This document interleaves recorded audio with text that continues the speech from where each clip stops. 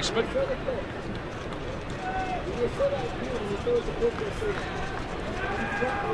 Hitting .308 for the year. And the first pitch is behind him. That got away from Kazmir. Boy, that'll catch your attention in a hurry, especially if you're the hitter. Well, let's take a look right here. I mean, he just, look at that, bud. That's some kind of movement right there. I mean, this guy's looking at his grip. He's looking at his feet, his alignment. He's going to himself, what happened there? That'll loosen him up right away. I would think so. And Roberts takes this pitch down. Who backing away? They let him make a pitch to see what happens, but Roberts was ready that time. It's an unintentional statement maker, the first pitch. That's a strike. 2-1.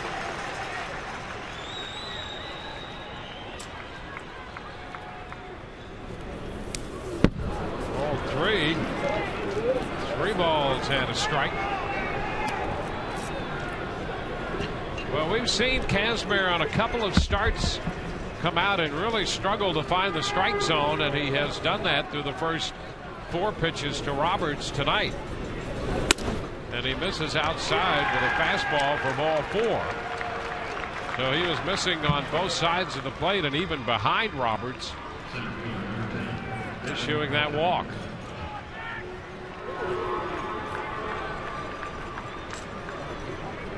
A runner at first with nobody out. Adam Jones. Jones still with some good offensive numbers, hitting .355. He actually leads the American League in runs scored.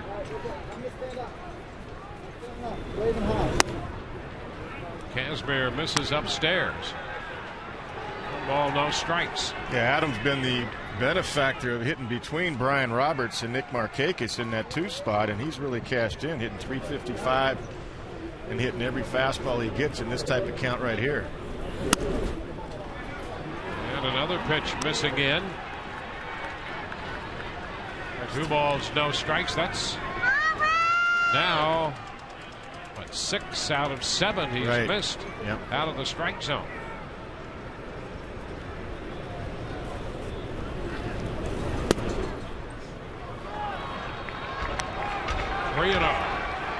Carlos Pena doing the right thing. Gives Scott a little breather here. Back off the mound and regroup, start all over again. Come all the way back from 3-0. Well, this is reminiscent of the start he made here on the 18th of April against the White Sox, when he started by missing with his first 10 pitches against Chicago. And this one way wide. So he's issued walks to Roberts and Jones, missing on 8 of the 9 pitches he's made.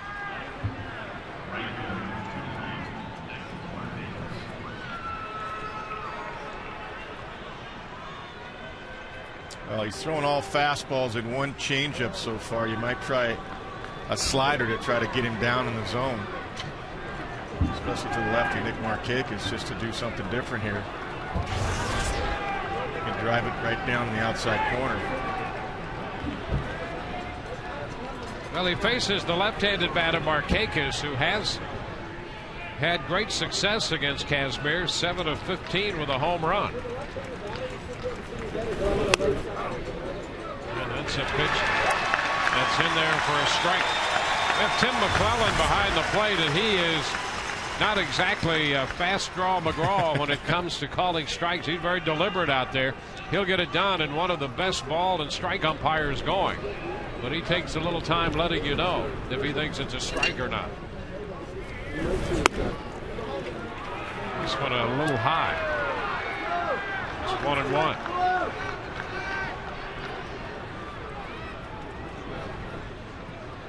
Yeah, I always found Tim to be very fair as far as calling balls and strikes, and he is. He's well known with his reputation as maybe the best umpire behind the plate as far as balls and strikes. High drive hit deep to right. Zobrist is going to go all the way to the wall and run out of room. And Markakis has hit a 3-run home run here in the first as Kazmir struggles to find his control. Markakis takes advantage of it early, hitting his 4th home run of the year. And that will put the Rays in a 3-0 hole.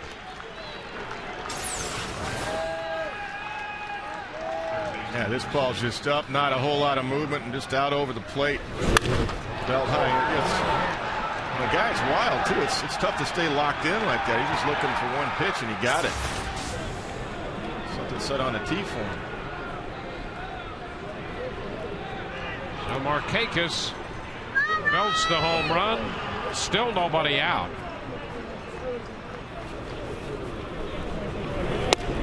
The pitch to Melvin Mora is in there for a strike. It's the 4th home run given up by Kazmir this year.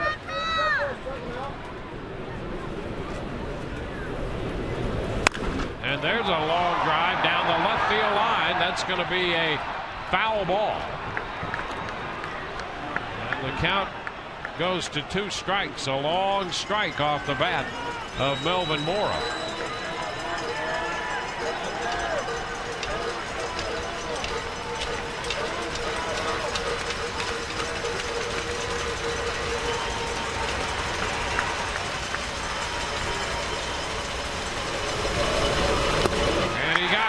Struck him out. A wave and a miss. That's the first out. Like a changeup right there. 83 mile an hour. Yeah, that's a pretty good pitch. Thought him falling out of that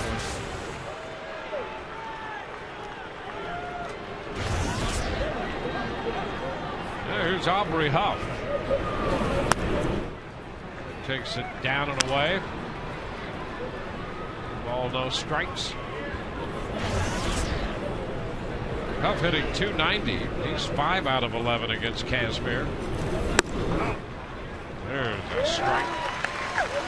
1-1. Close there. 2-1.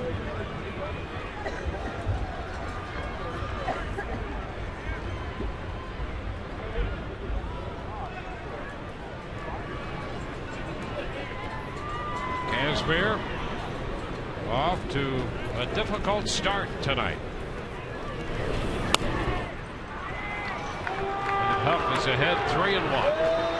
Yeah, you're not going to get any help behind the plate either from Tim McClellan. That was close, but you got to show that you can throw strikes and pound the zone.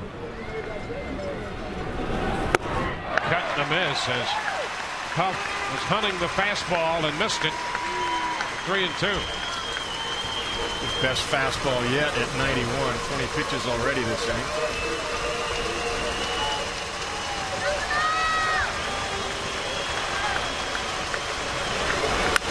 Fly ball into left, right to Crawford. Carl makes the catch. And 2 outs following the home run by Markakis.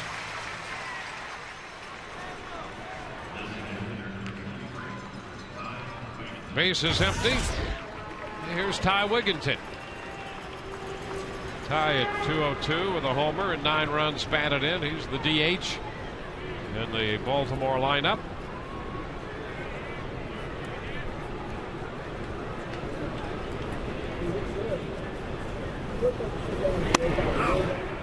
There's a first pitch strike. Yeah, he's getting a little lather going. That's his best fastball yet, 92.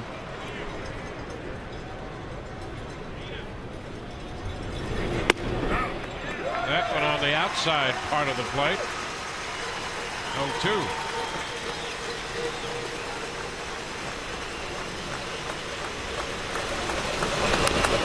And a foul ball. They got just a little piece of that one. He started him with a fastball and came back with a change the last couple pitches, and he just about got him with that one.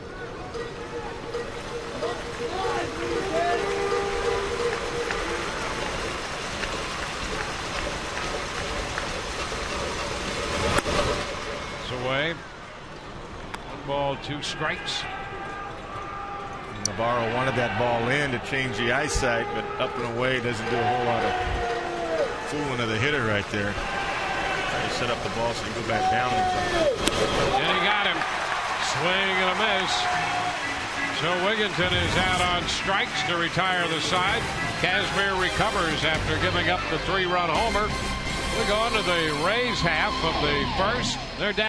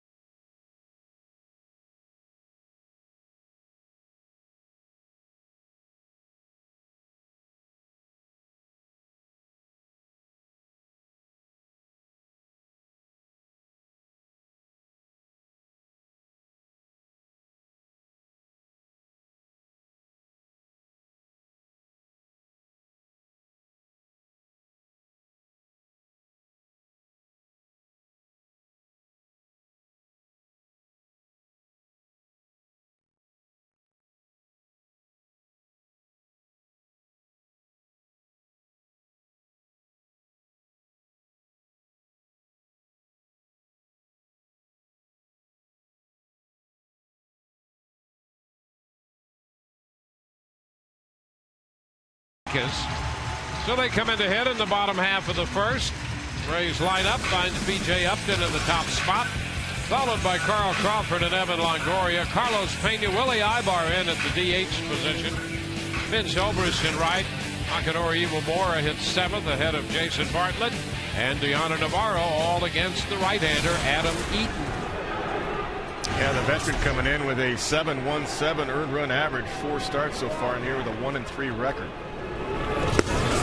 Jay Upton takes the first pitch, and that comes in for a strike. Go BJ! BJ 12 hits and 14 walks on the year.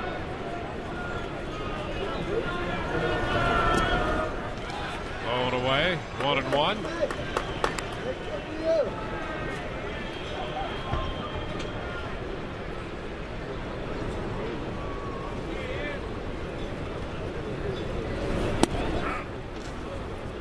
Strike on the edge again.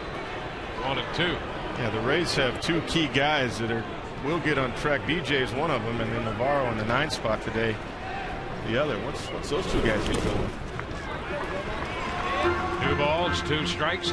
You're going to see this offense take off. They're hitting .271 as a team as it is, which is 6th in the American League.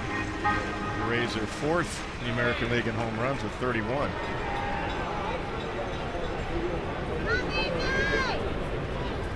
2-2, that's up and away, full count. So there it is. Upton, despite this average of 162, he continues to see a lot of pitches, and as we mentioned throughout the Boston series, his on-base percentage has been better than you might think, despite all the average problems. A bouncer towards short as Upton falls, and Izturis makes the play. Upton sprawled out there just a few steps out of the batter's box. He's out number 1. And that brings up Carl Crawford, who had such a great day yesterday, and his take was as refreshing on his accomplishment as it always is. I knew I had how many 6? Yeah, You had 6 running, just trying to get in scoring position for the big guys. So I'm glad it worked out for me. The Geico quote of the day, just trying to do his job, get into position for the big guys. Well, he did that. I tell you, he's now stolen a base in 6 consecutive games. He's 17 of 17 this year. And when Ricky Henderson in 1982 stole 130 bases, the longest streak he had was 7 consecutive games. And when Lou Brock back in 1974 stole 118, his longest streak was 6. Carl's stolen bases in 6 straight games right now. Goes up the left field line, foul. That'll take the count to 0-2.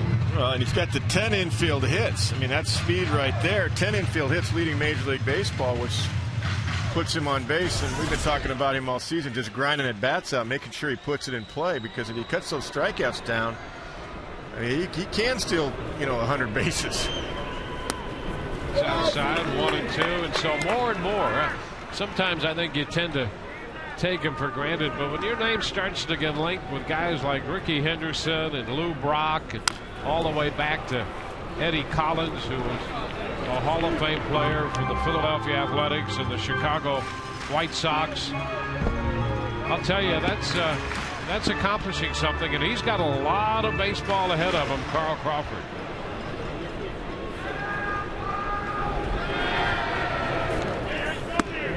It's inside. 2-2. Well, when you get on first base, and we're going to talk about this as the game goes on, and hopefully Carl gets on a few times, the speed you have to get to second base on a steal. Ricky Henderson was a guy that one of the fastest I ever saw. When he got on first base and went to steal, he would get down to second base in 3.1 seconds. And when you're a catcher, you have to be, for glove to glove, 2.0 or less. And that means a pitcher has to get the ball to you in about 1.2 seconds or less. And you still don't get Ricky Henderson. And the liner into center. Jones broke in and has to go back and make a leaping catch.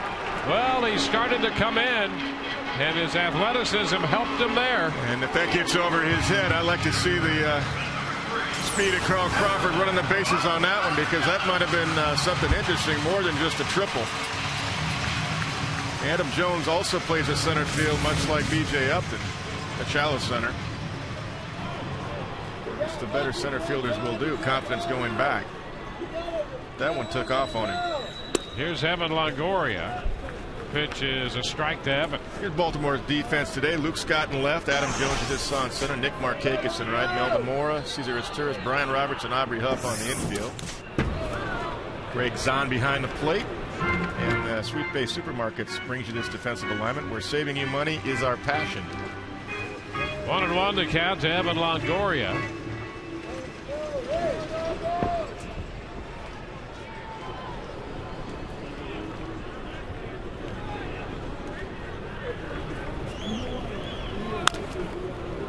Foul at the feet of the catcher's on. It's 1-2. That the defensive alignment you mentioned there with the Orioles, something that they really thought would be much better this year than it was a year ago, and it's still going to be better. But Dave Trembley's been a little disappointed recently in the way they played defense.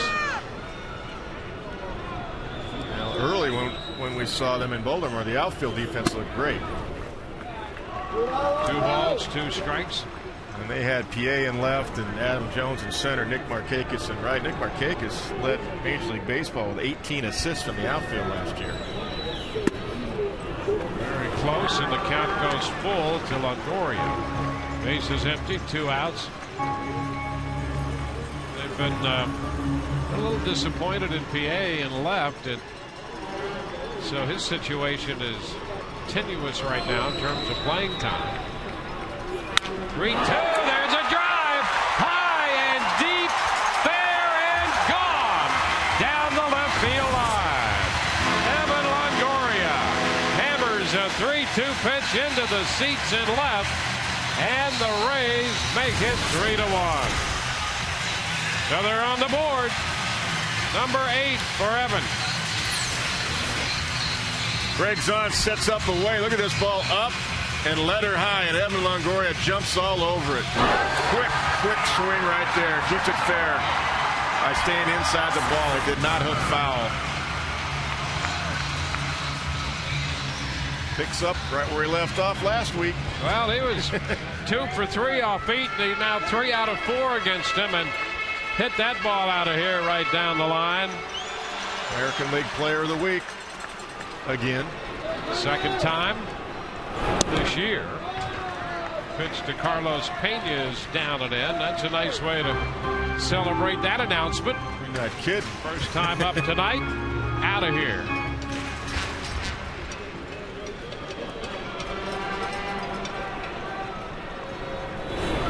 Pena thinking about the same. Took a big rip. It's 1-1. Yeah, I like that little movement. Just showing the wrist. Just showing you how you do it. He's got the wrist. The great home run hitters in time. Hank Aaron, Willie Mays, especially Hank Aaron. Wrist. Ernie Banks. Hot shot foul. Skipping down toward the bullpen. Boy, if you don't get that ball above Pena's hands, he squares it up and drills it. And he might strike out a lot, but boy, I think he's on that pace again. He's going to hit 45, 46 home runs again. Leads the majors with 11 right now. You love to see him when he's locked in. Takes one down. He takes a lot of close pitches just like that with a breaking ball. 1-2, and he took it for ball 2. Yeah, that was tough to lay off of right there. Eaton does have a good curveball, always has. That was a tough one right there to lay off.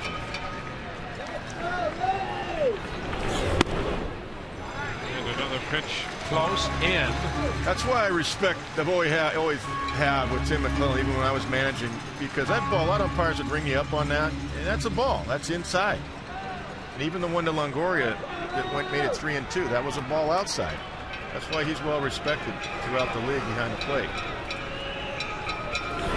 3-2. Chopper down to first. Huff will make the play by himself and then retires the side. But the Rays going to run back on a long one off the bat of Evan Longoria. Home run down the left field line. 2-1. It's 3-1 Baltimore.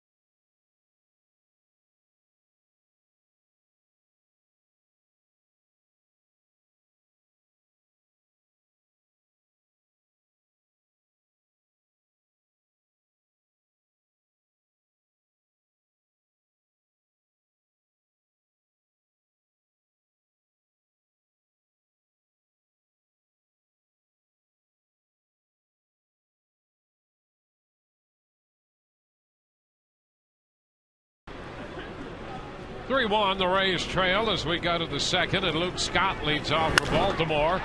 Goes after the first pitch and lifts this one deep into left center.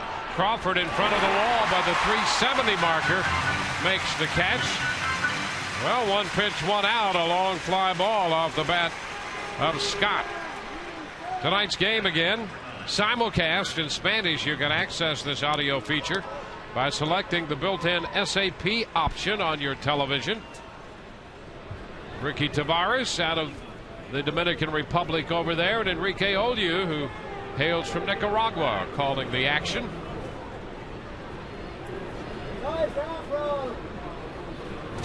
Greg Zahn, the veteran switch-hitting catcher. There's a strike. It's like the ball's carrying tonight. That ball jumped off of Scott's bat. Sure did. Kept going.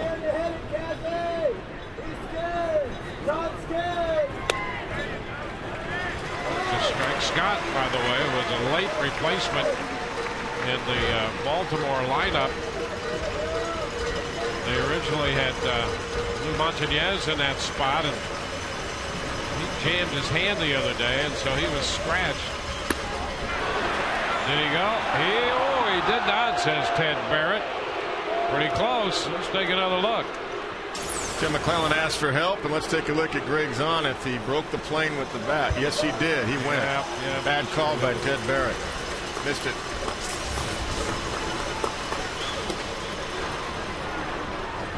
Two and two.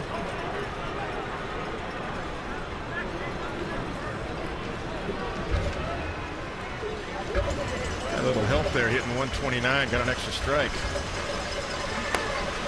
This one is a strike call. John didn't like that one. Well, he got a little help and then took a close pitch for strike three call. Yeah, Tim will call the ones at the knees. Let's take a look if it crossed the knees. Pretty good pitch. Yeah, it did. That's a good pitch. At plate and knees. Good call.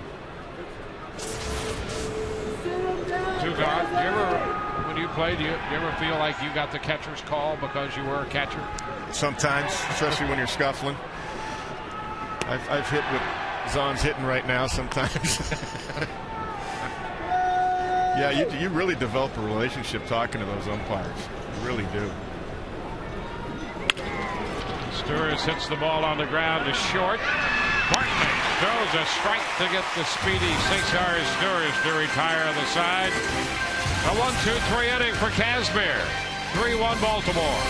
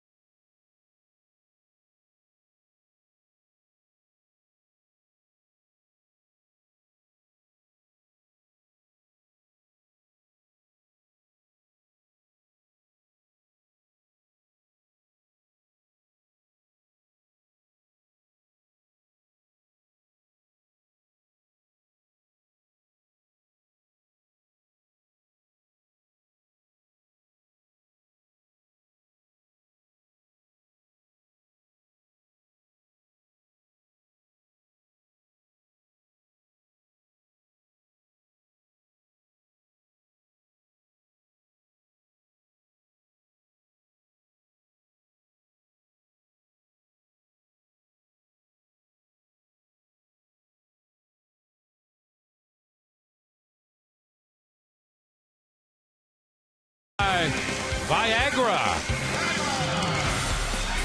and Geico. 15 minutes could save you 15% on car insurance. Visit us at geico.com or call 1-800-947-AUTO.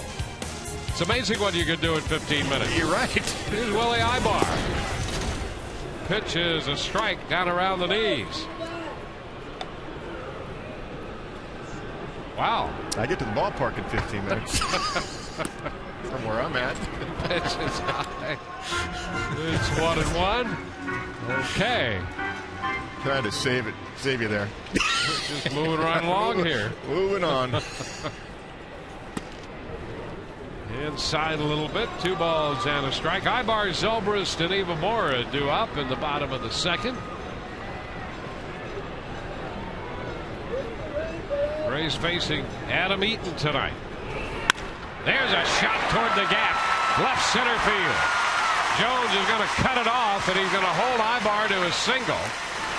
Adam Jones got over there in a hurry on a hard hit ball by Willie Ibar. Good to see Ibar hit the ball that way. Using the field well here. Nice load on the back leg. Really got the head locked in. Look at that. Good finish. Good balanced swing right there. Quick, stayed inside the ball, shoots it in the gap. Now Ben Zobrist.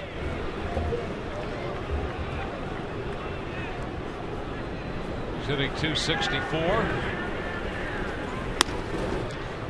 Up and away. The Rays faced Eaton up in Baltimore. He pitched 4 innings against him. He will make a lot of pitches. In fact, he threw 100 pitches in the 4 innings he worked against the Rays in that outing. And they eventually won that game 11-3. Zobrist fouls it out of play. It's 1-1. Yeah, in his last outing against the Angels, he went 6 innings. He had 102 pitches. In that game, he gave up 5 earned runs and 4 walks. There's the line when he pitched against the Rays. He was down 4-0 when he left that game.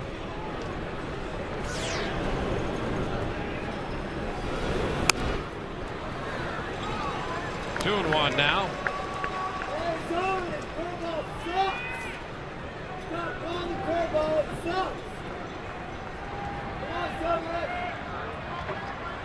Four homers and 10 runs batted in for Ben.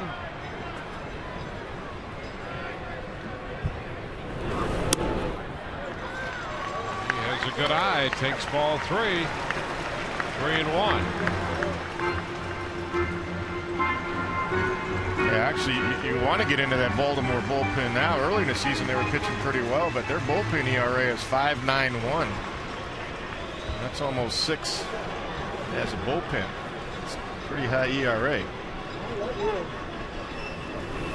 And there's ball 4. So the first 2 men are on base in the second inning. A single and a walk. Experience a Rays game from the all-inclusive Whitney Bank Club, offering extraordinary seating and luxurious lounge and dining areas. The Whitney Bank Club features upscale full menu buffets and inclusive drink options. Call 888-FAN-RAYS or go to RaysBaseball.com to plan your outing in the Whitney Bank Club here at Tropicana Field. Akinori Iwamura up there for the first time in this game. Yeah, this should not be a bunt situation. The Orioles are looking bunt. But pitch is up to Aki. 2 things. You don't want to take the bat out of Bartlett's hand, hitting 368 on deck if you sacrifice him over and force a double play situation with Navarro, who's off to a slow start. But there's Melvin Moore right there at third base. Up on the grass, edge of the grass right there, just in case. Aki lifts a high foul that's going to slice out of play. It's 1-1. Aki had a couple hits off Eaton, 2 out of 3.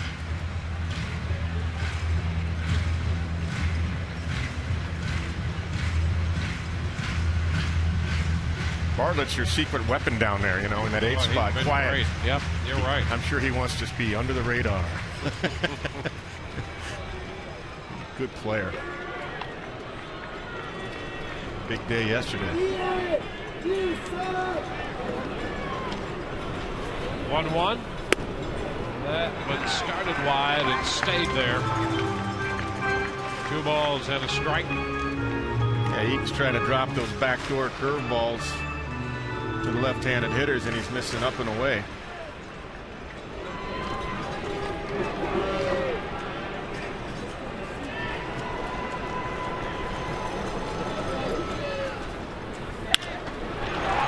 Shoots it foul. That's headed out of play as well. Squares the count at 2-2.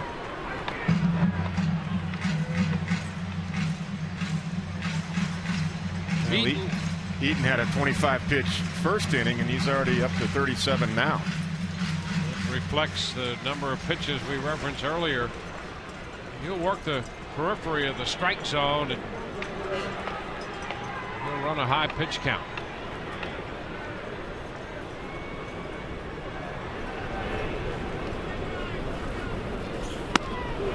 Inside and a full count, so it's the second consecutive 3-ball count he's had. He went to 3 balls. He had 3 full count. 3 of the 4 hitters he faced in the first were full counts. 3-2 to Aki in the second.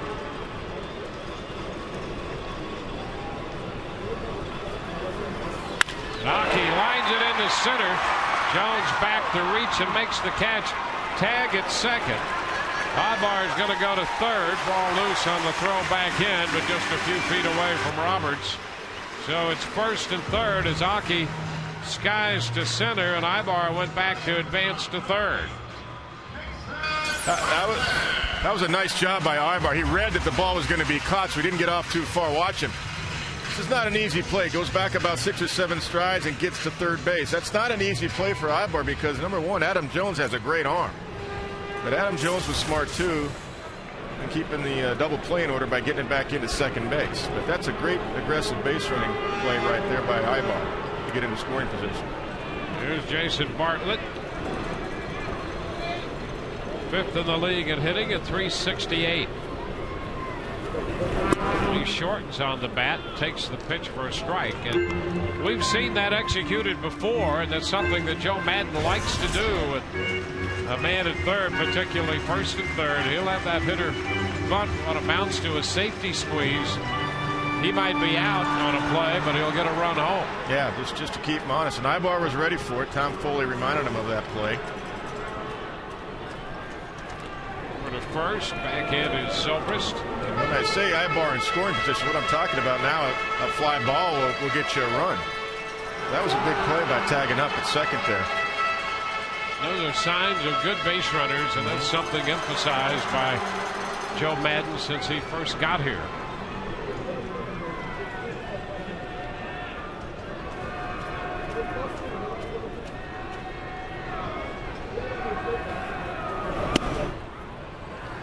Bit outside. 1-1.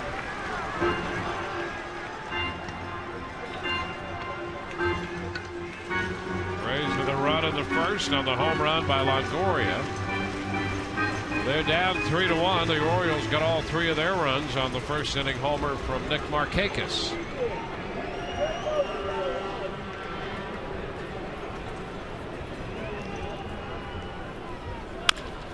Ground ball third.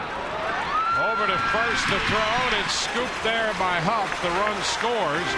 Zobrist moves into second, and Bartlett picks up the run batted in, making it 3-2. Well, there's the importance we're talking about. That was a run helped create by Willie Ibar's base running. Really good job.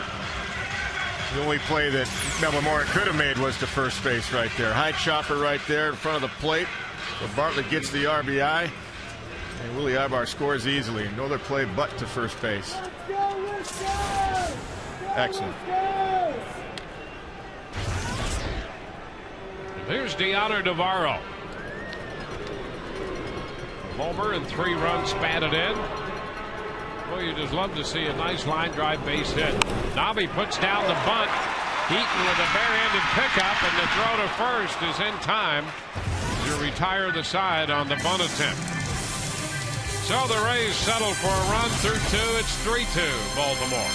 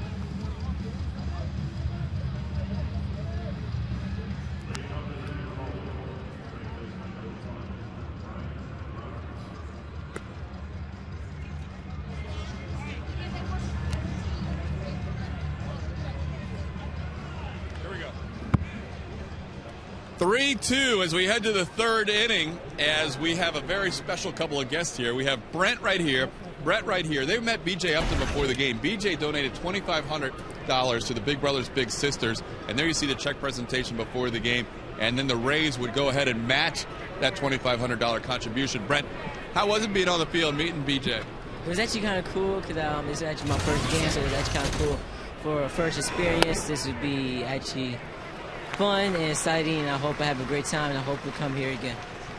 Did he say everything for you? Did you have a good time out there too? Yes, I did have a good time. I was really looking forward to this moment. I was really looking forward to meeting BJ Upton. He's a very good player, and I'm so happy that he did all that for this organization. Hold up those baseball bats for us as we welcome in Stephen Koch here, CEO of Big Brothers and CEO of Tampa Bay Big Brothers Big Sisters. And what about, there's a Big Brothers behind them too. Tell us about your program. You know, Big Brothers Big Sisters has one-to-one mentoring with great kids like we have here tonight, and these big brothers get to spend time with them, doing things in the community. They really make a difference, and it can be as fun as going to a ball game, but also helping out with homework and helping them do well in school, and community service, which is what was involved with this project. These guys helped us raise money this year for our Bowl for Kids' Sake campaign. They wanted to give back to our program, and that's what made this so special. And these guys obviously take a lot of their time to be mentors for their little brothers. Thank you very much for everything you do. And Stephen, thank you for everything you do at Big Brothers Big Sisters. We really appreciate it, and we need more good Big Brothers just like this. We have over 800 kids waiting for a Big Brother just like these guys, so come on over. All right, Big Brothers Big Sisters of Tampa Bay, guys, back to you. All right, thank you very much. One out, and here's Adam Jones hit by a pitch on the first pitch from Casimir, so he'll go to first with one out. That's a great program, and tonight BJ Upton involved in being the good guy, and he's done a lot of things like that, as have all the Rays. It's really a point of emphasis with this organization to have the players and the members of the organization involved in great community causes, and that's just another example of it. Two nice young men out there too, and they got a couple of pretty good souvenirs there, didn't they? Yeah, I mean, what a treat that is for a couple of young guys. Very respectful too. Well, Jones, the runner at first. He's 3 of 3 in the running game. It's a one-run ball game. Markakis, who's at the plate now, hit the 3-run home run in the first. Pitch is inside. 1-0. Rays got one of those runs back in the bottom of the first on the Longoria home run. Bartlett drove in the other run in the second inning on a ground ball to third that scored Ibar. Casimir trying to keep the Orioles in check here. 1-1 pitch that Markakis hit out. Yeah, it was just up and out over the plate. Just had a little slight cut to it, but not a whole lot. That last fastball was a good one by Scott. Powered it down the way. Ground ball to first, comes up on Pena. He'll go to first, and everybody is safe. Well, he was thinking double play, had a shot with Markakis going down the line, and then when it came up on him, all of that went away. That's exactly what he was trying to do, Wayne. He knew he got a chance to get two if he feels it cleanly right away, and it hit him on the heel. And by the time he recovered, he knew there might be one shot at first base, but just too late. Nick Markakis runs pretty well. Good pitch by Scott Casimir to jam Nick Markakis. So 2 men on the hit batter, and now the error, the 4th year charge to Pena. Here's Melvin Mora. And the pitch is down and in. There was a bluff of a start by Jones at second, and Markakis was ready to follow on a potential double steal. Yeah, I'm sure Adam Jones is on his own, because when Adam broke, Nick Markakis just waited a half a split second, and then he broke. So he's just reading what Adam Jones is doing.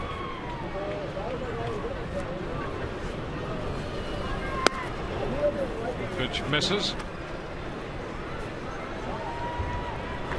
Mora struck out his first time. Casimir got him on a changeup.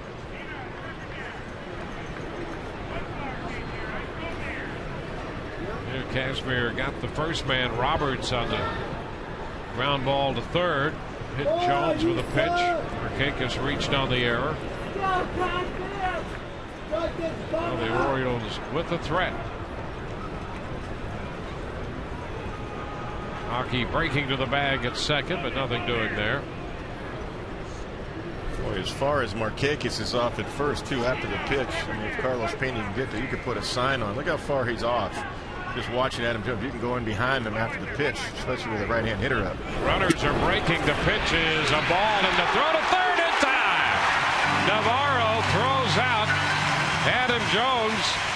Longoria put the tag on him. First time Jones has been caught this year, and that's a big caught stealing. Well, he's been doing a good job, Navarro. Watch these quick feet. I mentioned this the other day, how quick he is with his feet. And that's the importance of how you get into position to make a play. Good tight shot right there. Ball beat him. Jones doesn't like the call, but the ball beats you. There's times you're going to be called out. That's a good job by Deanna Navarro, getting rid of that ball. Good quick feet, good alignment. Gets the power, pushing off his back leg. Markakis winds up at second, and a fly ball into right. That's caught by Zobrist, and the Orioles do not score. The Rays get out of that one. Bottom of the third coming, 3-2 Baltimore.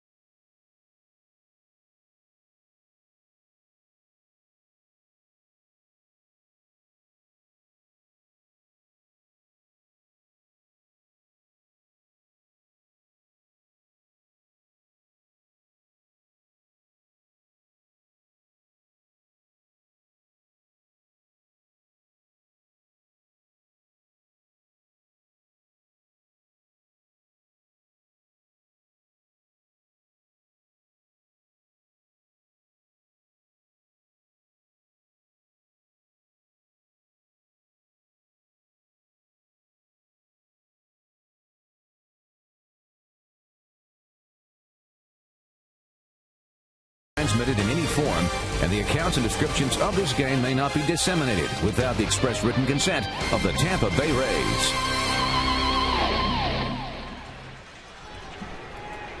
Don't miss a minute of the action with Rays season tickets up to 35% off. You get great benefits and the best seats at Tropicana Field. Call 888-FAN-RAYS or visit RaysBaseball.com and ask about the variety of available ticket packages. B.J. Upton takes the first pitch. That's a strike. B.J. grounded out his first time. Takes this pitch inside. It's 1-1. You know, I can't help but think the Rays did the Orioles a favor when Navarro bunted with a man at second there in the second inning. And the question occurred to me, why is Navarro bunting and B.J. not bunting? No, you said that in the break. Because B.J. is a good bunter, and we saw that when he first came back to the lineup. He bunted his way on a couple times, and boy, if he gets on, you know, a walk or a bunt single is almost as good as a double or triple with him on, the way he can run the bases. Well, and that's what the Rays are waiting for too, is BJ to get going, because Carl Crawford is going right now, and you got those two guys on the Rabbits, and you set up the lineup perfectly. 3-1, hit to short sharply as Sturris the one hopper, and the throw skips past Huff, and down to second base goes B.J. Upton. Well, B.J. squared that one up perfectly. I mean, that was a tough play, and his Sturris has great hands. We'll take a look at the sideline load on the back leg. Gets through that perfectly. Good finish. And his Sturris picks it. And then he had time, and he just Bounced it past Huff. He couldn't pick it over there. See his tourists make too many throwing errors like that. He's usually very accurate. So Upton's in scoring position with nobody out. 4th error of the year charged to his tourists. Carl Crawford in the batter's box. Carl made a bid to get a line drive over the head of Adam Jones in center field his first time, and Jones actually broke in on the ball and then recovered and made a little leaping grab in center field. Pickoff play at second. Upton back as Stewart breaking to the bag.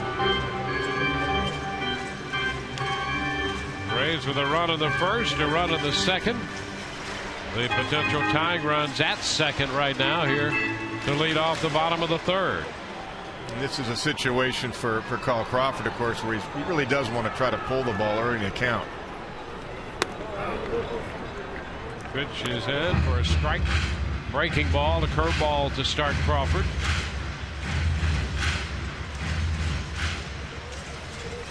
As hot as Longoria is, you want to make sure you get B.J. Upton over to third base with 1 out.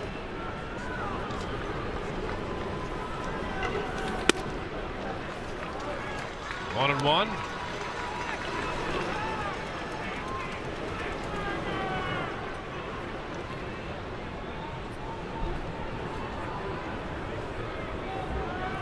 RBIs for Evan Longoria already.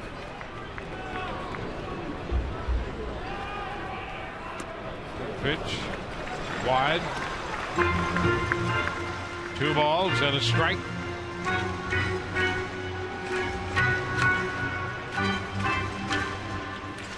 Crawford on base all 5 times in yesterday's game with a walk and 4 hits. He had a streak of reaching base 6 consecutive times. Bounces this one to second.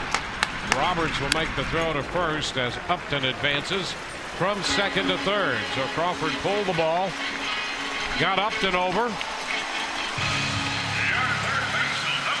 Evan Longoria now steps in.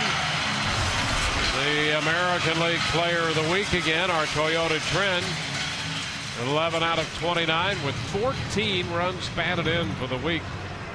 He has 31 now on the year. Nice job by Carl Crawford to set it up. Bouncer foul down in front of Tom Foley for a strike. Longoria went 3-2 and then went yard down the left field line in the first inning.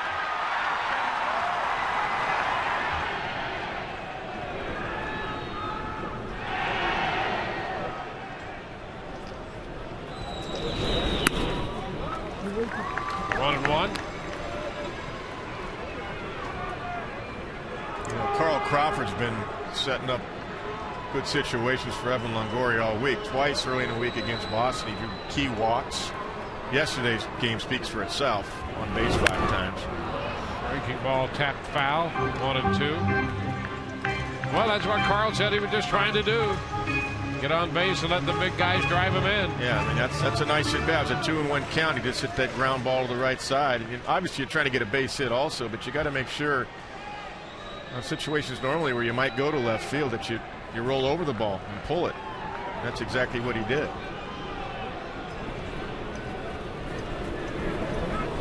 Swing and a miss. Longoria out on strikes this time. The first strikeout for Eaton, and it comes at a good time for Baltimore.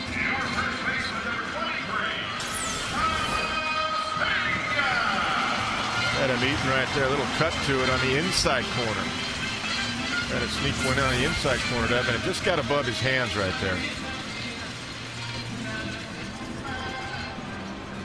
Well, when one doesn't do it, usually the other one does, and that's Carlos Pena with 28 RBIs coming in. Carlos grounded to first his first time. Up and down the line at third. Well, you never know. I was watching that too.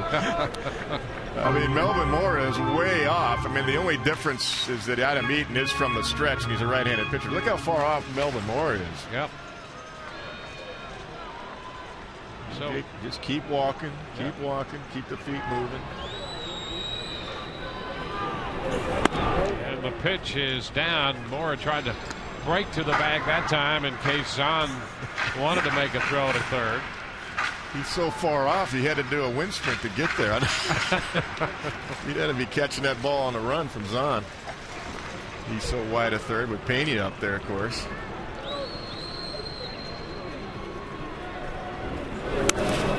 Pitch outside.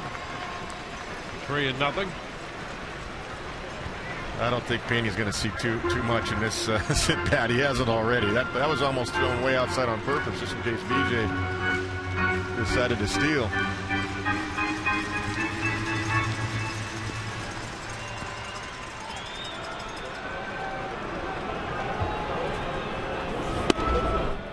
And that's inside for ball 4. Sets up men at first and third with 2 outs. Willie Ibar is on his way to the plate. Ibar is in there as the DH. Pat Burrell has the night off, and Pat has gone 0 for 9 lifetime against Eaton, so it's an opportunity to get Ibar in there as the DH. And we talked the other night about the ability of Joe Madden to get the bench guys enough playing time. He was very good with that last year.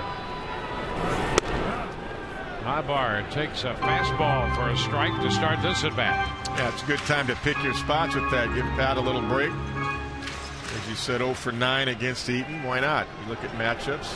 You get Ibar some ABs tonight. He already had a nice line drive single to left center. So it is foul the other way, out of play. 0-2. You're going to need these guys anyway. You're going to need Ibar like he did last year. He had some big at-bats. Well, in August, when Longoria went out, he stepped right in. And he was ready. Played so well.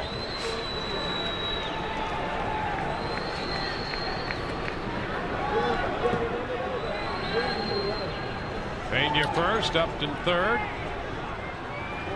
2 outs. 2 strikes the count to Ibar. It's away. 1 ball, 2 strikes. He's been trying to get that backdoor curveball to the left-hand hitter. He's been trying to hit that outside corner. He hasn't really done it yet to the lefties. They don't sneak that 2-seamer inside off the inside corner and make it look like a ball. Have him run. And he lifts a fly ball not too deep to left. Luke Scott is there, and the Rays leave a couple, do not score. We're through 3, 3-2 Baltimore.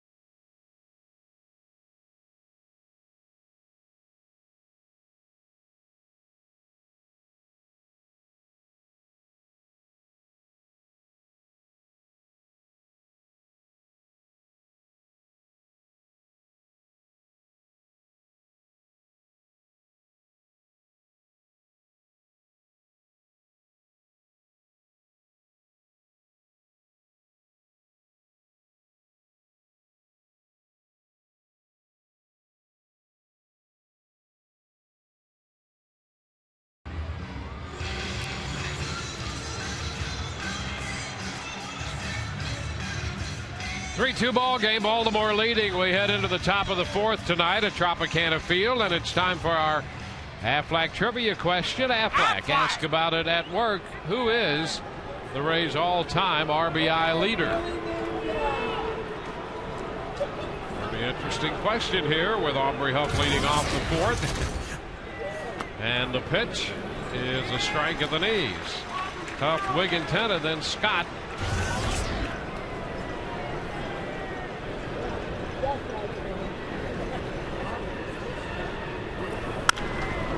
Bounced foul. 2.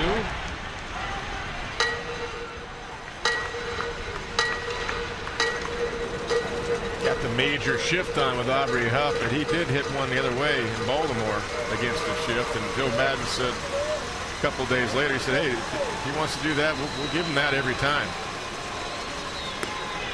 Well, starts to go, takes it down. 1-2. Fly ball to left, his first time. I mentioned 5 of 11 coming into this game lifetime against Scott Kazmir. And a foul ball out of play, holds the count at 1-2. 25-year-old lefty Scott Kazmir on the hill. Scott 50 and 39 in his major league career. And Huff is out on strikes. Strikeout number 4 for Scott tonight. Look at Scott right here. Thing breaking down and away nicely. Navarro going down to get it. Take a look from the side. Bottom just falling out. Aubrey couldn't hold up. There's Ty Wigginton. First pitch is a strike. The Rays and the Orioles again tomorrow on FS Florida. The game will be in HD.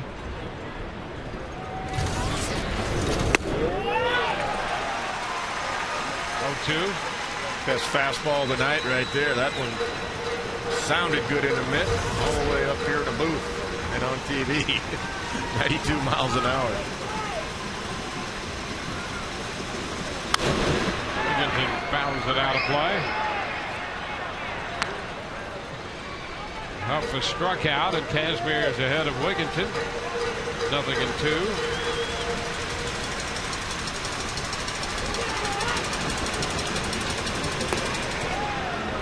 Low. Wigginton with Baltimore after spending the last couple years in Houston. A little soft looper in the center, and that's going to fall for a base hit. Well, that's only the second hit for Baltimore. The other one was the 3-run home run by Markakis. Ty drops that one in there. Yeah, you can't play that shallow. No. Pretty good pitch by Scott right there. Scott Kazmir, that is. Scott's at the plate. Scott hit it a long way to the warning track and left center field in the second inning. There's a strike. How about his numbers this year? You think of Oriole Park at Camden Yards as a good hitter's park. You know, he's hitting only .222 at home with a slugging percentage of .400. And on the road, he came into this game hitting .325 with a .550 slugging percentage away from the Orioles' home park. Well, you would especially think that with that right field wall there that you can hit there in Baltimore. The ball jumps pretty good going to right, being a left-handed hitter. Yeah, that's a little surprising. Those numbers. 1-2. Pretty good life on the fastball now. For Scott Kazmir. He's getting a pretty good rhythm going.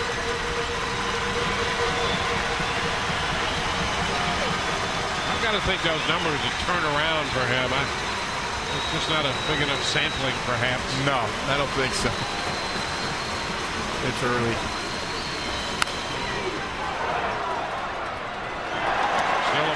2 strikes. There's an emergency hack right there on that fastball. Took it right out of Navarro's mitt.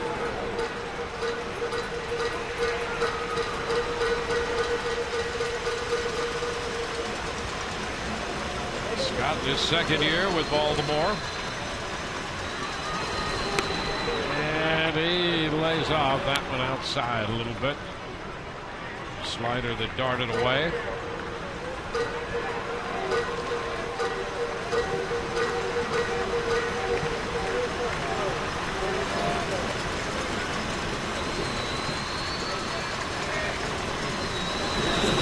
He's out this time.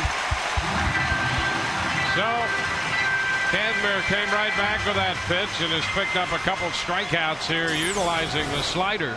Look at this slider right here. Gets over the front leg nicely, driving the ball down and away. Good tilt on the slider right there. Good chance for Luke Scott. Greg Zahn takes it away. Opening fastball. 1 ball, no strikes. Zahn has struggled at the plate recently, hitting just 127, but he's a veteran catcher, and he strokes this one into right field. Wigginton's going to stop at second. And the Orioles have been happy with Zahn's behind the plate. He doesn't throw out a lot of runners, but he's blocked a lot of pitches. And they have Wieters in the wings. Yeah, they you know, you don't get Greg Zahn for his bat. You hope he can hit 250 and hit a few gappers once in a while. But defensively is what they got him for, because they really didn't want to rush Wieters to the big leagues. I mean, he's a good offensive player, but he's got some things to learn behind the plate as well. Let's just catch a lot of those young starters down there in AAA. Sturris takes one away. He's ahead in the count. 2 balls, no strikes. 2 men on with 2 men out.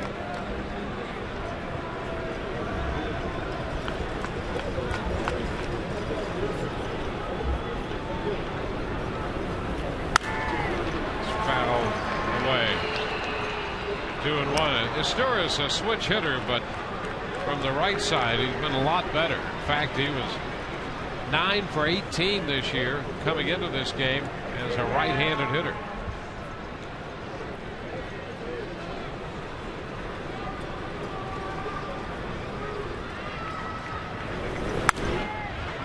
Strokes this one foul. 2-2. Looking to shoot that ball the other way. Bends over. Got to be ready for it. Outfield is fairly shallow toward right. Might be coming your way, Ben. BJ pretty shallow in center. Take that base hit away. That's the runner at second. Wigginton at second does not possess great speed. So that factors into this equation.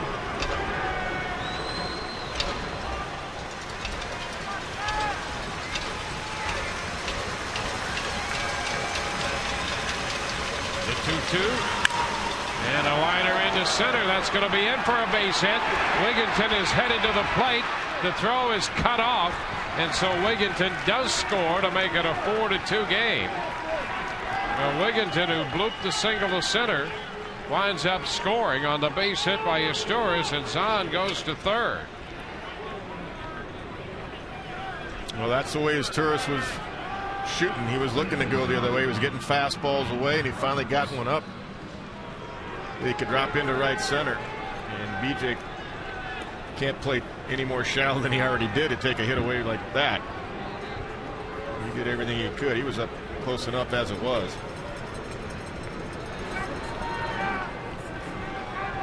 Now Brian Roberts.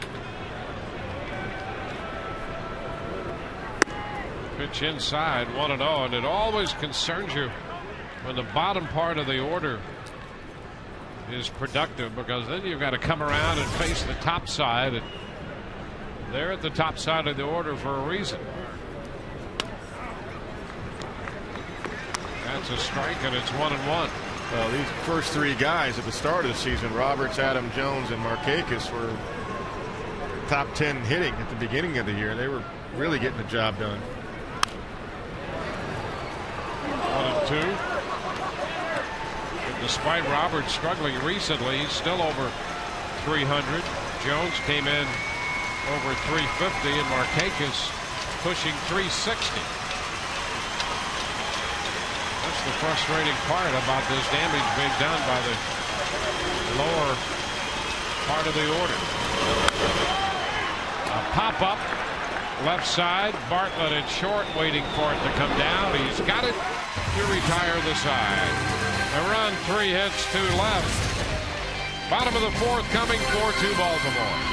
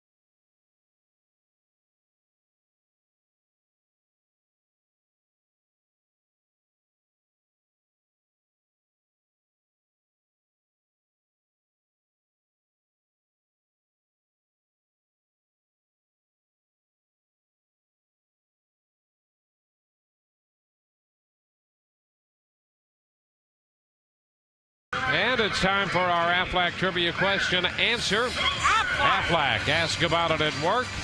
Who is the Rays' all-time RBI leader? Well, the answer to that would be Aubrey Huff, now playing first base for the Orioles, but not for long. He has 449. Carl Crawford just 4 away from equaling that mark. Zobrist swings through the first pitch, and that's a strike. Carl with 11 runs batted in so far this year. Needs 4 to tie and 5 to become the all-time RBI leader in Rays history. 1-1 the count to Ben.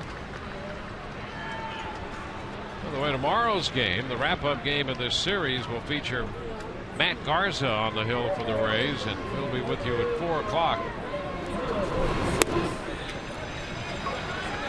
2-1 now. Yeah, these 2-game series are something that I know players don't like. I never liked it when I was managing. You don't get unpacked. Yeah, really. I mean, what's the point of unpacking? I like the balanced schedule anyway. I mean, I used to like to go to the West Coast twice, early in the season, then late. I think it's a great thing for the fans. You know, you only see one club one time. Fly ball right field toward the line. Markakis won't get there. Ben's going to head for 2, challenging the arm of Markakis, and he's in with a double. Ben Zobrist hustling his way into a 2-base hit. Yeah, he was busting his tail right out of the box right here. Look at Ben Zobrist. Cut her down and in, and he gets on it. He's looking 2 right away. And he's striding right out of the box. Looking 2. Markakis led baseball in assists from the outfield with 18 last year, and Ben, because of the hustle, makes it in there pretty easily. 5th double of the year for Zobrist. It opens the inning. Here's Aki.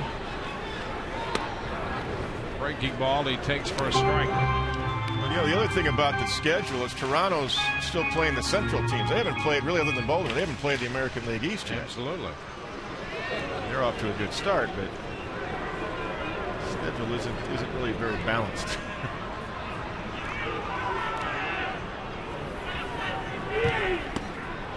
Hockey short and takes the pitch down. 1 ball, 2 strikes. Well, the strangest part of the schedule, the Rays, for an example, this year, have already been to Seattle. They go to Seattle again. Play 2 full series there before the Mariners ever come here to Tropicana Field, and when the Mariners do, it's for a 2-game set. Yeah, that just doesn't make sense. I mean, they did the 2-game sets a few years ago, and everybody hated it. And now this year, you've got a lot of them again. Aubrey Huff today said they've already had 4 2-game sets. The Orioles have. Hockey takes one upstairs. 2-1. Well, I think fans would love to see, instead of a team coming to town only once, they're not familiar with the team. If it comes a couple times and you go out there a couple times, then the fans are much more familiar with the whole league as opposed to just your division. I didn't like the home and home series either. I mean, you're playing the Red Sox, 7 times in 10 days, and after next weekend, you're done. You're more than halfway done with it. Ground ball right side. Roberts with a pickup. Over to third goes Zobrist. So the Rays have a man at third with 1 out and a chance to pick up another run. Well, it's an out, but it's a productive one by Uemura. Same thing we talked about Carl Crawford getting a man over with less than 2 outs last inning. Bartlett's been pretty clutch this year. Well, he got a ground ball to chase home a run in the second. Similar situation with Zobrist at third this time. And the chopper to short. He'll pick up another run batted in. The throw to first. Close. They got him by about a half step over there as Zobrist crosses the plate. Bartlett picks up his second run batted into the game. Good execution baseball. I was going to say before Jason swung at the first pitch, you don't have to have a base hit in a situation. I think too many times, especially middle of the order guys, like to get the base hit and the RBI instead of just taking the RBI. And Bartlett saw the infield back, and he just chopped the ball to shortstop. Look how close this is. Yep. Bartlett getting down the line. Here's Navarro. Pitch away, a ball, no strikes. So Jason getting it done. 10 RBIs on the year. Bobby takes it for a strike. It's 1-1. I mean, everybody would like to have a base hit with the infield back and a runner at third this early in the game to get the RBI, but you got to take what they give you. Bobby pops it up. Short center. Isturis out. Jones in, and Isturis is there to make the grab. So the side is retired. The Rays put up a run. Through 4-3 Baltimore.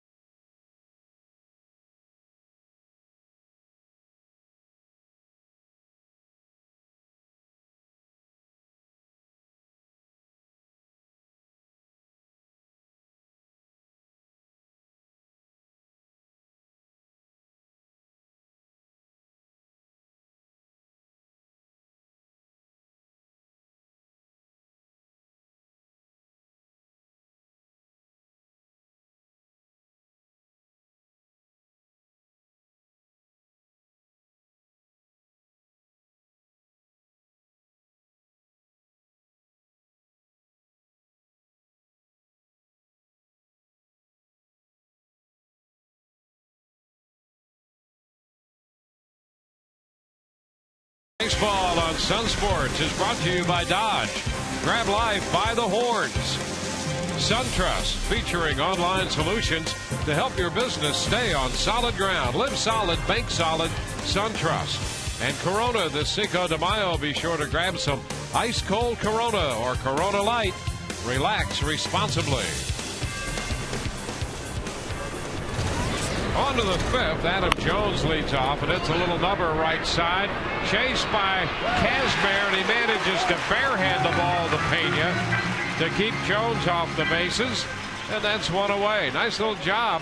Turned out to be a tough play. Tough play for a left-handed pitcher who falls off to the right to recover on that. It was almost like a push bunt, even though it was off the end of the bat. Gets by him, yet he's still able to recover barehand all in one motion and do the underhand flip in time.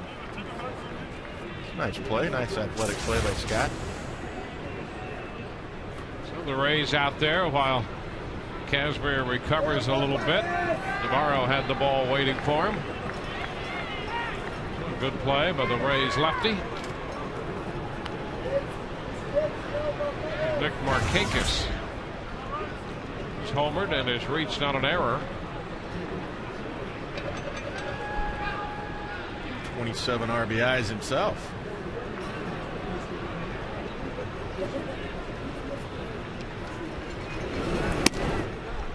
Pitch is inside, a fastball. Ball game in the fifth.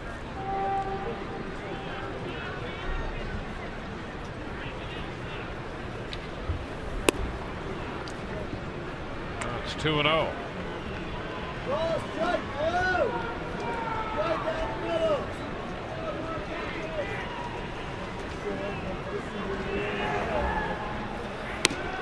Kazmir has missed on 3 straight now to Markakis. Oh, that is a strike. Well, you're due for one of those tonight, at least one with McClellan. Jim was a little delayed on it as usual, but he called that one. And then a little bouncing ball in and out of the middle. Pena scrambles for it late to first, and Markakis reaches again on a ball that Pena thinks he should have made the play on. Well, you get spoiled. You're used to seeing Carlos Pena make every play when it goes down there. That was a ball that normally he does make. Hit him in the web of the glove right there off the tip of it. And again, yeah, it's an error. So for the second straight time, Markakis reaches on a Pena error.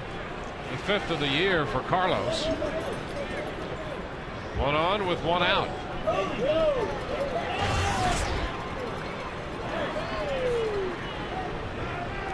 Here's Melvin Mora.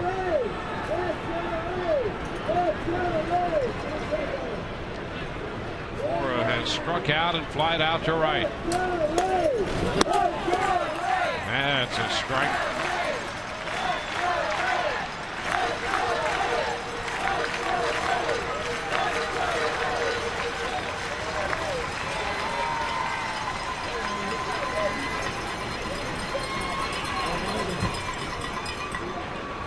One high fly ball into left.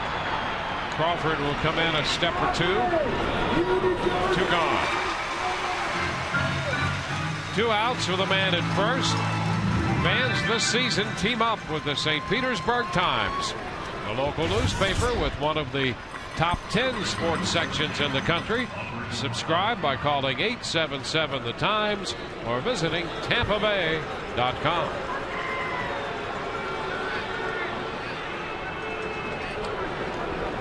Aubrey Huff.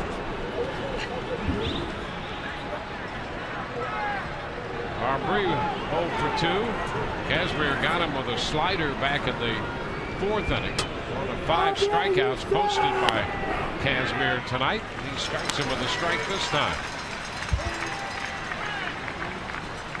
4-3 ball game. Baltimore scored 3 in the first. A run in the 4th. The Rays single markers in the 1st, 2nd, and 4th innings. And it's popped up left side. Longoria is after it near the bag, and that retires the side. An error and a man left. Bottom of the 5th coming. 4-3 Baltimore.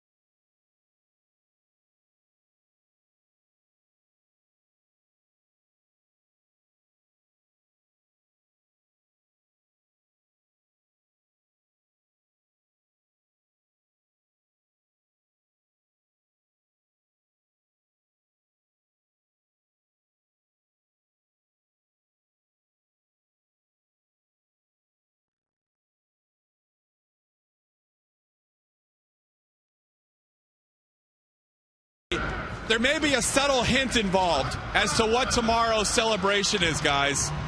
Corona Light, Corona Extra.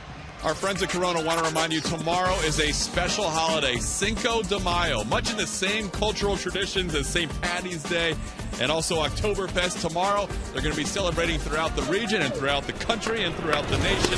It is going to be, stop by your local grocery store or cantina. We're going to encourage people to pick up Corona for your Cinco de Mayo fiesta, and Corona reminds people to drink responsibly. Guys, I'm going to have this on at least for another inning or until I bother too many people that I sit in front of. But Dwayne, I know you used to have a partner of yours who used to work in Chicago together who used to love finding people in the crowd with this little head of tire on. He did. Look at that, and we found another one over there. Very nice.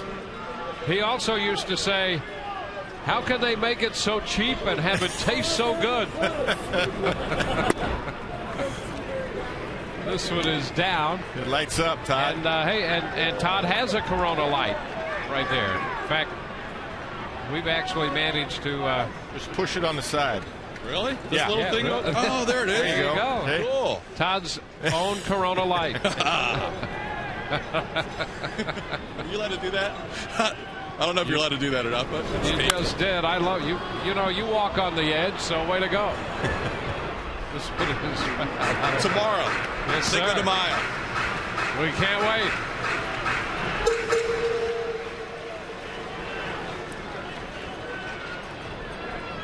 Jimmy's not quite sure what he's shooting over there from high home. He's having fun, though. BJ hits it on the ground to short, and Sturis makes the play, and so that's out number one here in the fifth inning. Well, Todd's got the sombrero. We at least each have the Corona Lights. This is a nice, what do they call this, an accoutrement? Yes. Yes. We wear the sombrero tomorrow on the plane. Oh, you can wear the sombrero on the plane tomorrow. Yeah, we'll take the Coronas. A couple of Coronas, all right. We're not driving tomorrow. How can they make it so cheap and have it taste so good? That's well done. The pitch is down to Carl Crawford.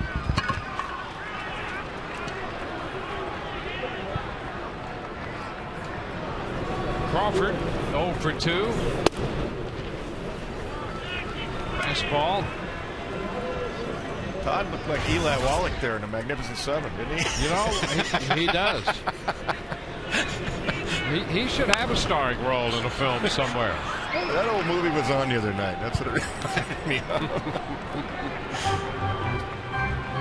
See him in a Western. Yeah. There he is. Look at that.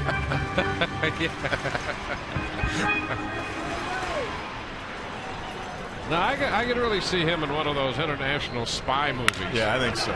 Carl down to third, a ground ball. Mora handles that. 2 up and 2 down. He'd have to be the leading man with the lady love interest. He'd be rescuing her from danger. The new James Bond? Yes.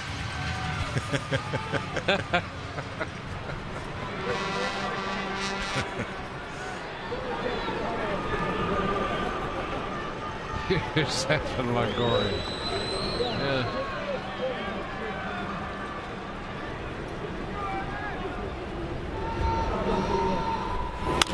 Longoria pops it up. Foul ball straight back. And that's going to be out of play. 1 strike to count. Longoria homered in the first. His 8th home run of the year. Struck out in the third.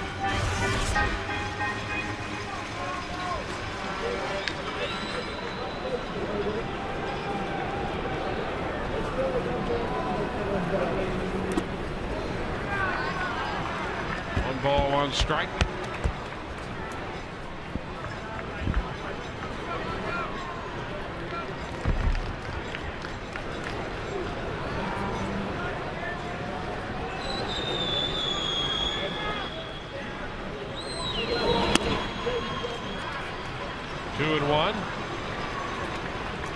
getting that pitch count up there. He's pushing 90 on this next pitch right now.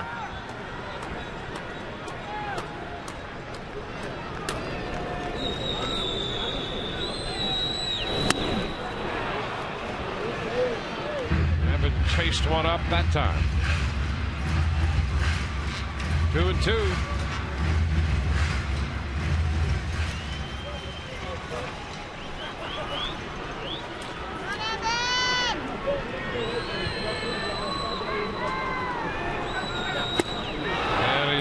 Strikes. Pitch had some movement down. So it's a 1-2-3 inning for Eaton.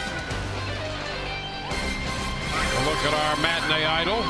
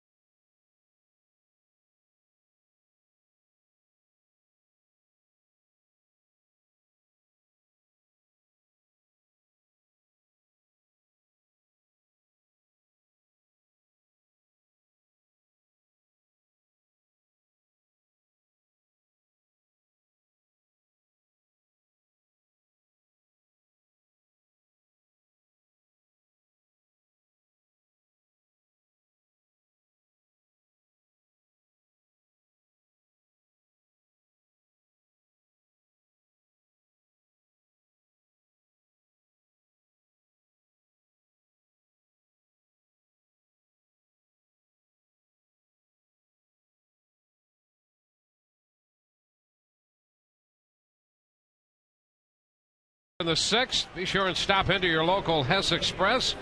Pick up your 09 Rays pocket schedule. It includes a $5 off coupon for a pair of tickets to see the Rays on Saturday nights. Wigginton takes the first pitch and it's down. Don't miss 3 doors down following the game May 30th. Hess Express, a presenting partner of the 09 Rays Summer Concert Series.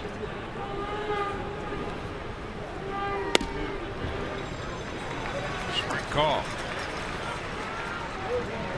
Scott's pitched well after the first inning. Gave up that 3-run home run to Markakis, but he's in a pretty good rhythm.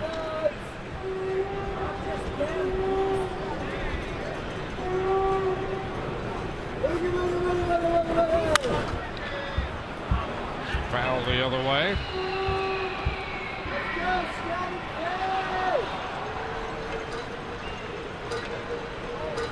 Scott 5-3 lifetime against the Orioles. Winning his last 3 decisions over them. 2-2 now.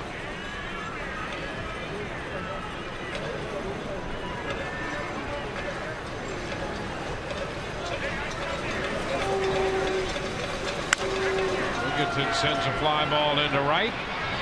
Zobrist is there to catch it. That's the first out.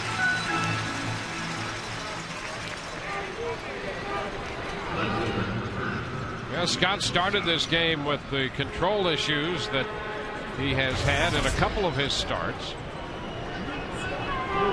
walked Brian Roberts on 5 pitches, walked Adam Jones on 4 pitches. And Markakis hit a 1-1 pitch out to right to make it 3-0 before anyone was retired. There's a strike to Scott. Since then, it's been pretty good. Yeah, he hasn't walked the batter. Didn't give up the 1 run in the 4th, but he's got good rhythm. He's pounding the zone pretty well.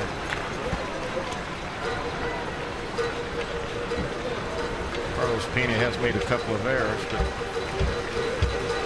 neither one of those led to a run.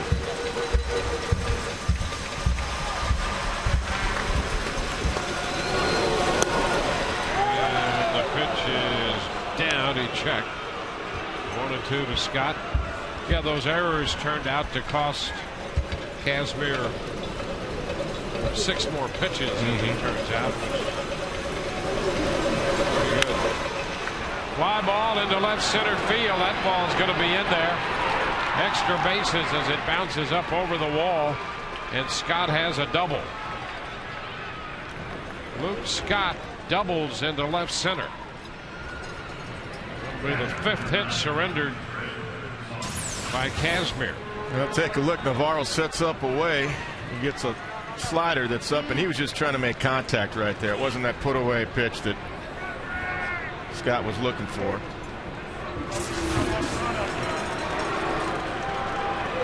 Here's the bottom of the order that you're talking about. Greg Zahn comes in hitting 129, and Cesar Izturis hitting 237. Both of them have base hits that produced a run last inning, or in the 4th inning. Well, maybe they got their hits in that inning. Here's Zahn now. Takes a pitch low, a ball to no strikes.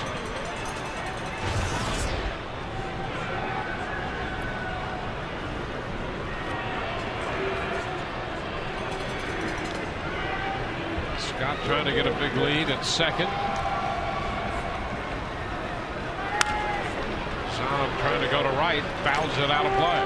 Yeah, that's what Zahn did in the 4th and in his tourist. Both of them had base hits to right field.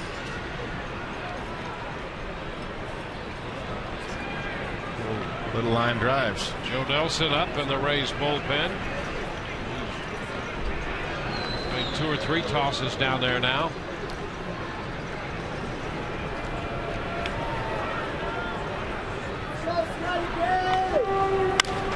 Zahn lifts the fly ball to center. Not too deep, but up and makes the catch. 2 outs, and Scott remains at second.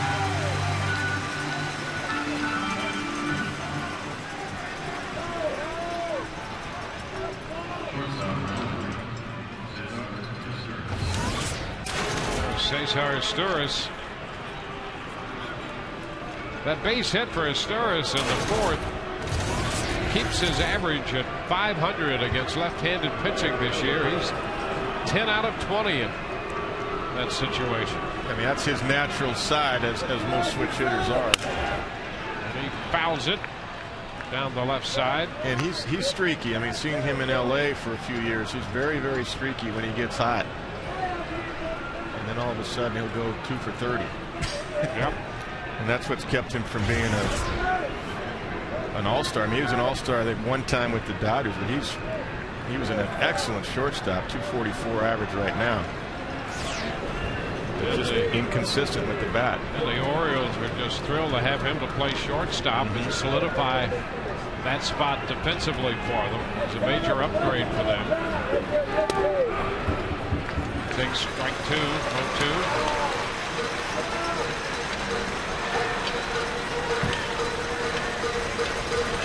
McClellan stayed with that. See, a lot of times when you drop the ball, the umpire won't call it, but McClellan's just locked in on the zone. Not worried too much about that kind of stuff. That's why he's one of the best ball and strike umpires. Swing, and Emil Izturis out on strikes. He missed a fastball, and that retires the side. No runs ahead and a man left. Bottom of the 6th inning coming up. It's a 1-run game, 4-3 Baltimore.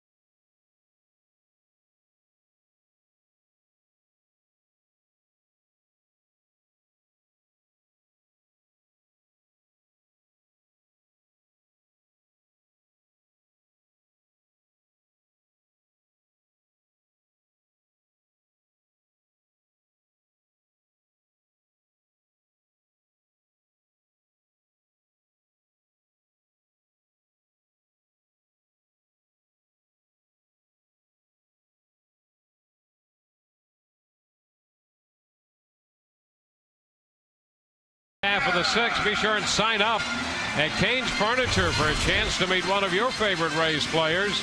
And if Rays pitchers combined for 10 strikeouts in a game at home, log on to CaneStrikeoutContest.com and print a voucher that can be redeemed at Cane's for a free Papa John's pizza. Get to Cane's today.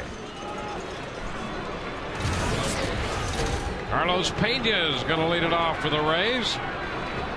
Ibar and Zobrist to follow. Breaking ball to start the bottom of the inning is too low. 1 ball and no strikes.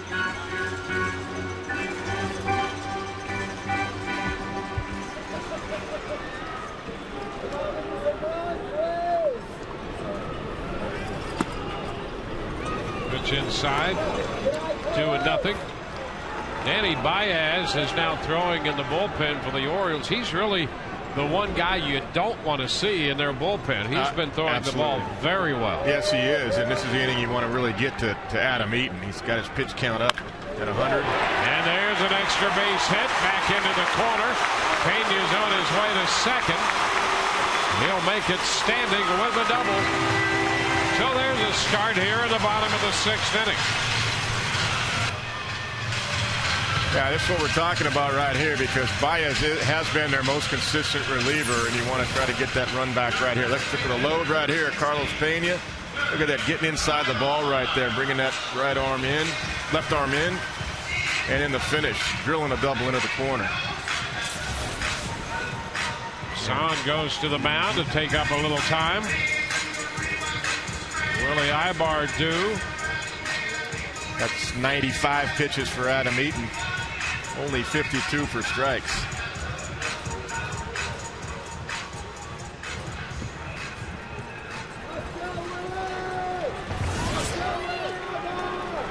Ibar singled and scored in the 2nd. He's 1 for 2.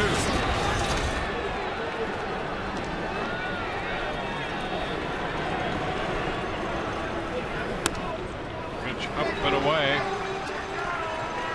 1 ball, no strikes. Adams trying to do that to lefties consistently, up and away with that breaking ball, and he's missed consistently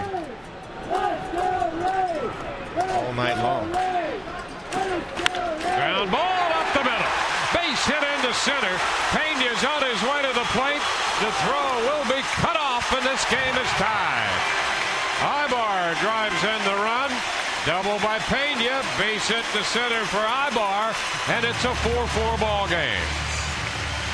And you and I were talking before the game. A lot of times you see Pat Burrell out of there because he's 0 for 9 off of Eaton, and even though Ibar's hitting the $148 coming in, it just might be his night. And that's a good field thing by a manager, too. Put him right in the 5 spot. Didn't matter about the batting average. And 2 big hits tonight for Ibar. And there's Carlos Pena coming around to score. 2 hits for Ibar. He's driven in a run, and he scored a run tonight. And Dave Tremblay heads to the mound. The Rays have tied the game.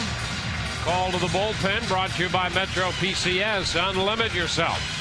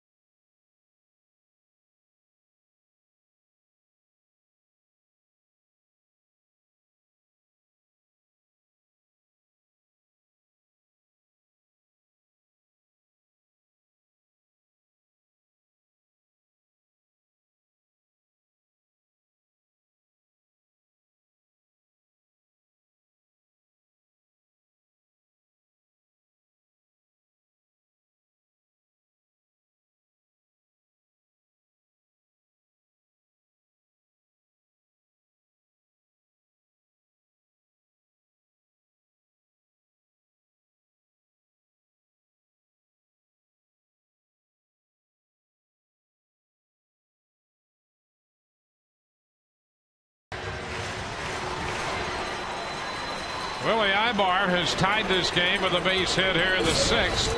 Danny Baez, the new pitcher. Ben Zobrist goes after the first pitch he sees and fouls it away. Baez has been very good out of the Baltimore bullpen.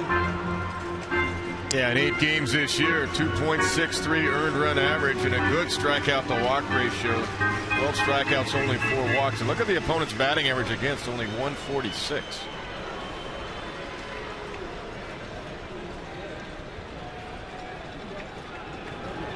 Zobrist has walked and doubled tonight.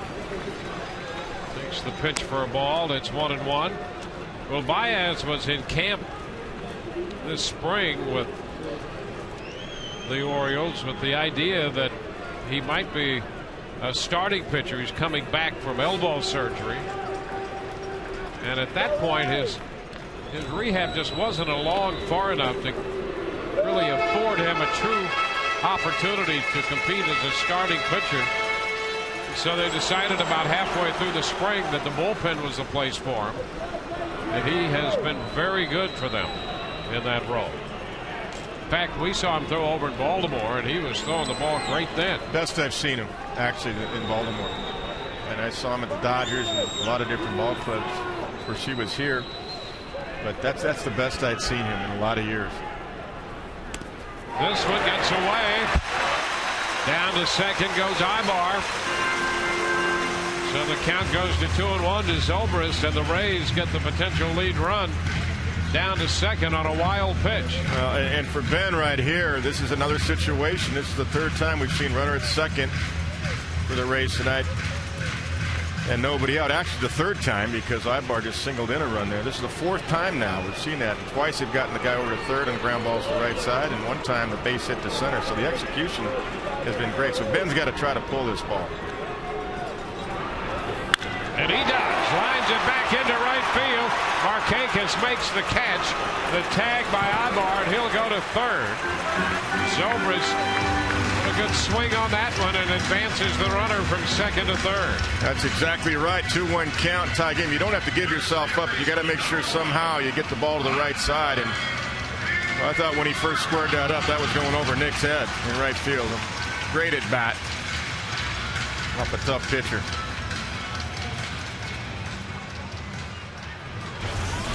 So with a man at third and 1 out, the infield comes in with Akinori Iwamura stepping in. Got key guys here, Aki and then Jason Bartlett on deck. The infield playing in for the Orioles. They don't want to give it up anymore.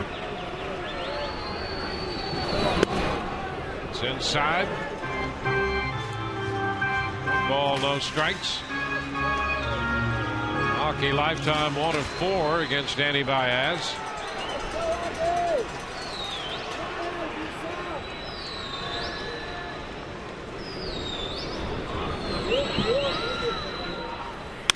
A ground ball to third.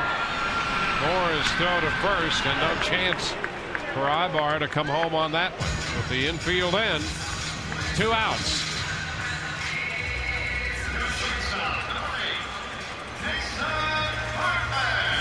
So 2 gone. The infield will drop back for Baltimore.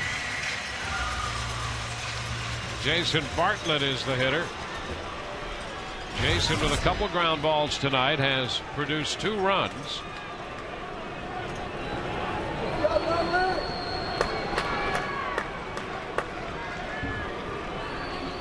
And a ground ball, 1 hop to second. Roberts has it, and the throw to first. The Rays do not score any additional runs. They do tie it, and at the end of 6, it's 4-4.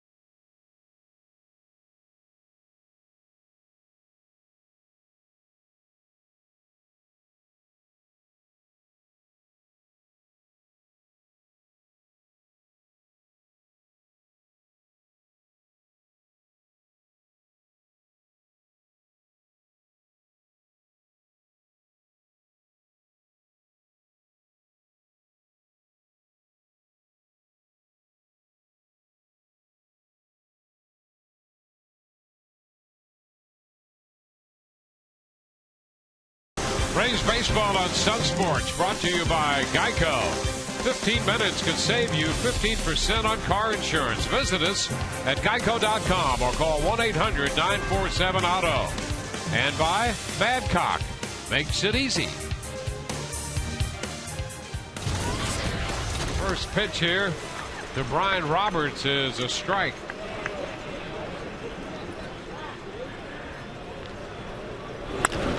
Ground ball, base hit into center field, and Roberts is on to start the 7th. Well, the Rays have just tied it, and now the Orioles come right back in the 7th and put the leadoff hitter on base.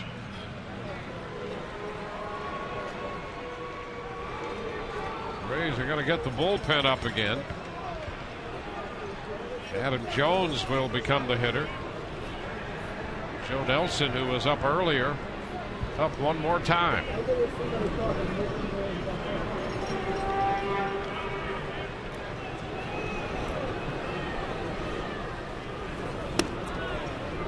Pitch is low. 1-0.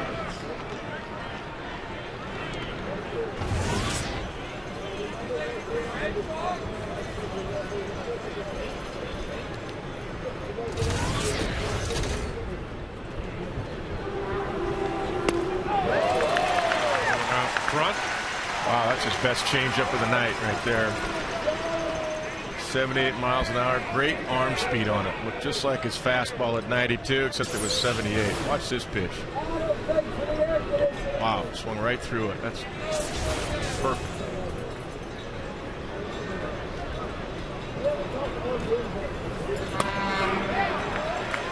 There's a strike.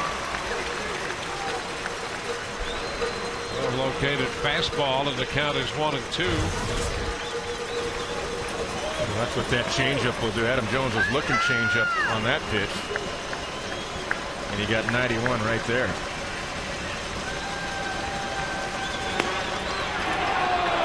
He's out on strikes. A delayed call there by Tim McClellan, and Jones caught looking. That was all set up by that great changeup by Scott Kazmir, and he crossed up Adam Jones twice. He was looking for it, didn't get it. 2 fastballs in a row. Good execution, and that, with that, Joe Madden comes to the mound. Just checking. Just checking. Well, that was a dandy pitch, and it was. And McClellan can scare you sometimes because he's a little deliberate on the draw, but that was a great pitch by Kazmir, and I think there was enough time that had gone by. Jones started just for a split second thinking, well, maybe I survived that pitch. But McClellan went up with the right arm, and he's out of there, Jones.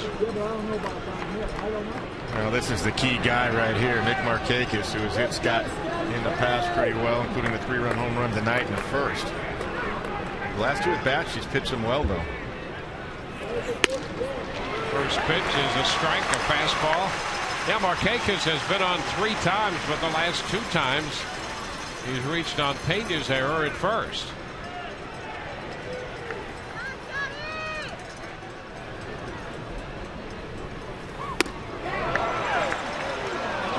Just a bit wide. Hey, what? He's had his best fastball the last couple of innings. I mean, he's at 92 right there. And he just looks really locked in. A little over 100 pitches for him. Line drive into right. That's in for a base hit. 1 hop in front of Zobrist. Roberts will stop at second. Markakis is on for the 4th time. He's 2 for 4. And that's going to be it for Kazmir. So Joe Madden comes out to make a pitching change with 2 men on and 1 out in the 7th. We'll be back with the new Rays pitcher in a moment.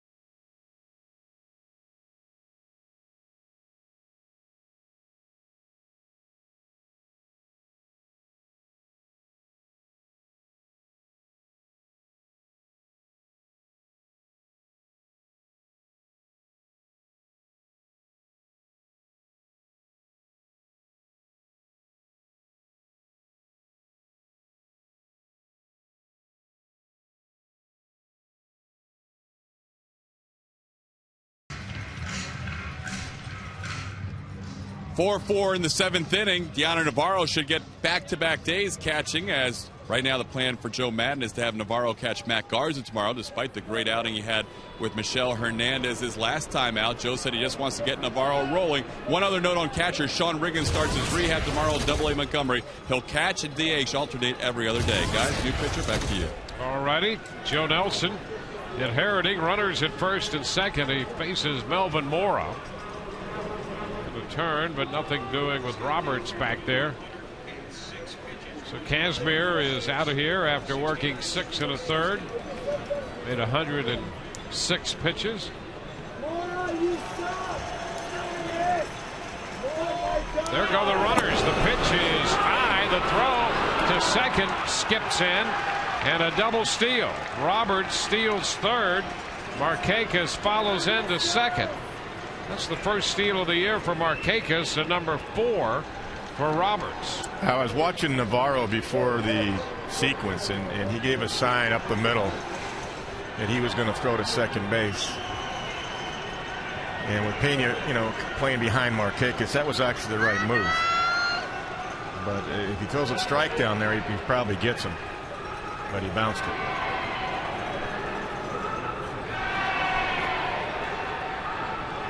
They pull the double steal.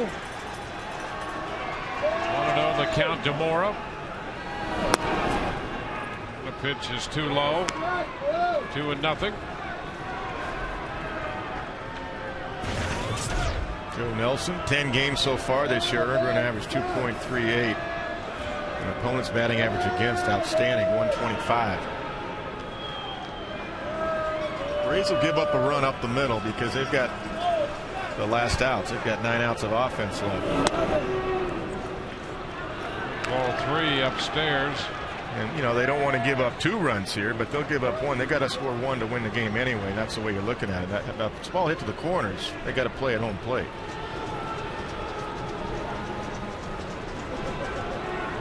Rio is wide. Mora walks. Loads the bases with 1 out. Aubrey Huff's going to be the hitter, and for the Rays, this will reestablish a force play, double play possibility that could get them out of the inning.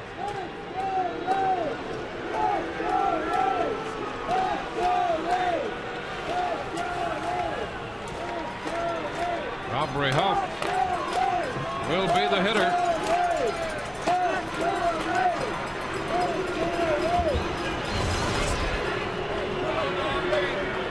0 for 3. And he shoots it back into center field.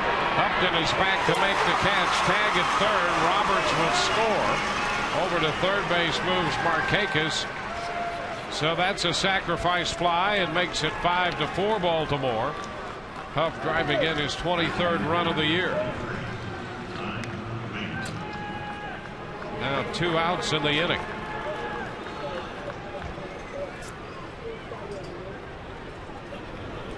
So that run charged to Kazmir. And here's Ty Wigginton.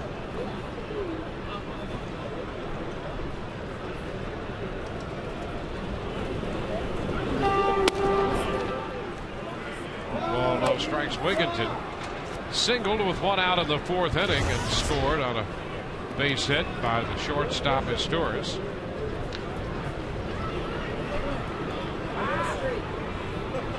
And the honor going to give the signs in case there's a steal attempt, first and third double hit steal attempt.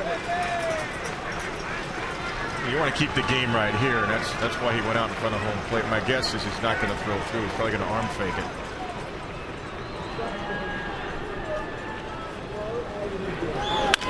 And a shot base hit past the diving Bartlett into left center. Cut off by Crawford. A run is scored. Over to third goes Moore, and Wigginton into second base. And that will make it a 2-run game now as Markakis scores, and it's 6-4. So Wigginton drives in a run with his second double of the year. Take a look at this pitch right here. It's up. It's up about letter high right there, and Wigginton just jumps all over it. No chance for Jason Bartlett. Ball had too much speed on it. Carl does a nice job actually to cut that ball off, because if he doesn't, it's a 2-run double. Here's Luke Scott. Pitch is a strike. So 6 runs, 7 hits, and 6 1/3. 7 strikeouts, a couple walks, a hit batter, a home run. That's the line on Kazmir.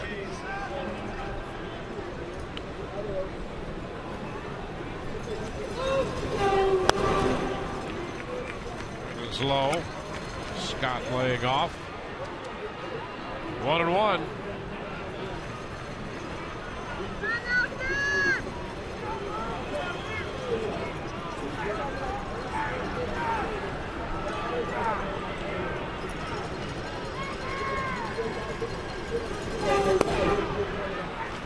That's a strike. 1 ball, 2 strikes.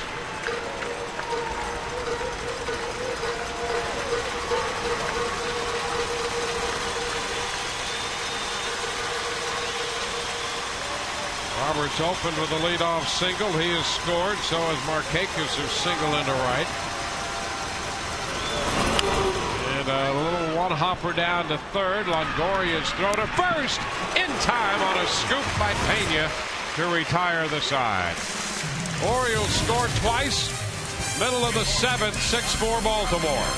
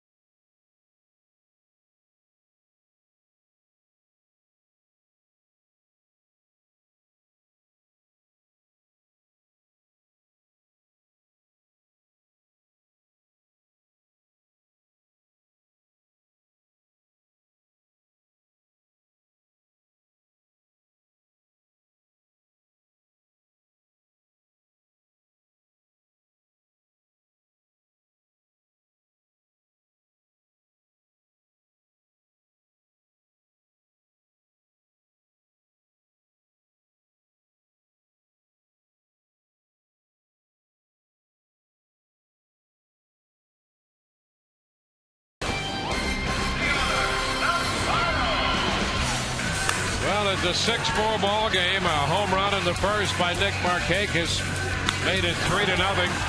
Evan Longoria came back with a homer in the bottom of the first. The Rays added a couple runs on chopping ground balls. One from Bartlett in the second, another one from Bartlett in the 4th inning. Grabbed a tie when Pena scored in the 6th on Ibar's base hit. But a sacrifice fly by Huff and a double by Wigginton in the top of the 7th. And the Orioles have taken a 2-run lead. Here's Navarro fouling away the first pitch. Bottom of the 7th is underway.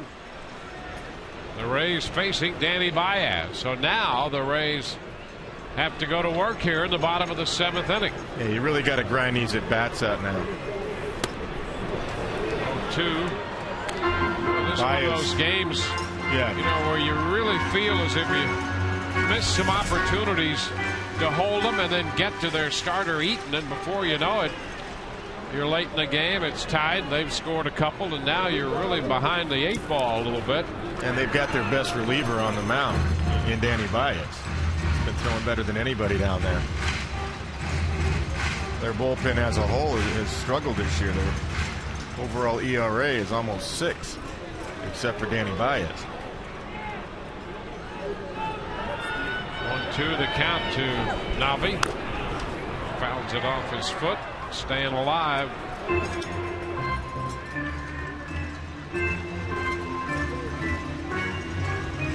He's due. He's due to break out. Not an easy guy to break out against, but he's battling right here, down 1-2.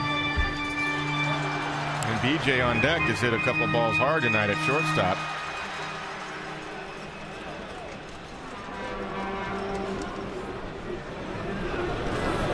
Baez strikes him out. It's 4 in a row retired by the Baltimore right-hander.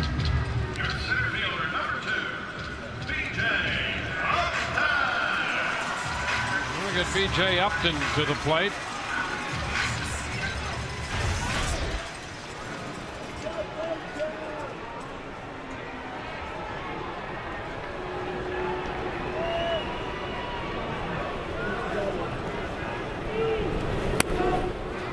Wave and a miss. Oh, that's nasty. Well, I'll tell you, that's some action down there. You know, Baez has had at times a very good split. And there was some talk in the spring about shelving that pitch. That's nasty. That is some pitch. And hard. It's a hard one. 89-91. 1-1.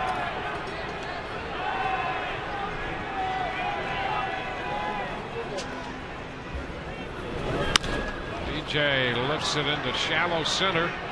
Roberts backpedals from second and makes the catch.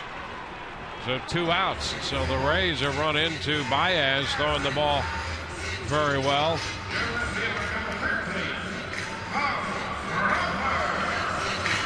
A couple of guys on the Rays who've had some success against him in the lineup tonight. One would be Carl Crawford, who is 6 out of 14 lifetime against Baez. Carlos Pena is 4 of 11 with 3 home runs off it. Pitch is high. The Rays have done a pretty good job this week with some 2-out rallies to score some runs. So get the right guy up there. It's had a really nice week. Carl Crawford. He's really been seeing the ball well. 1 ball, no strikes. 2-0. Navarro is struck out and Upton is popped out.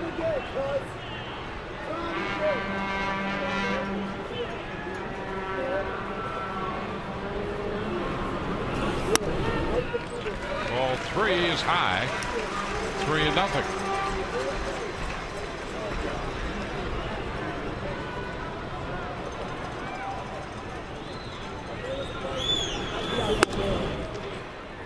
Three and 1.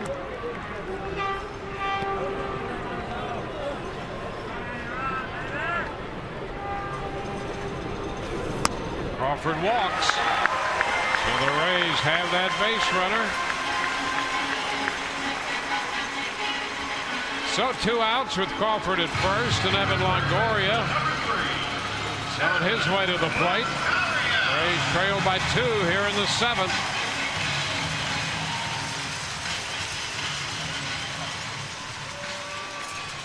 Evan homered back in the first off Adam Eaton.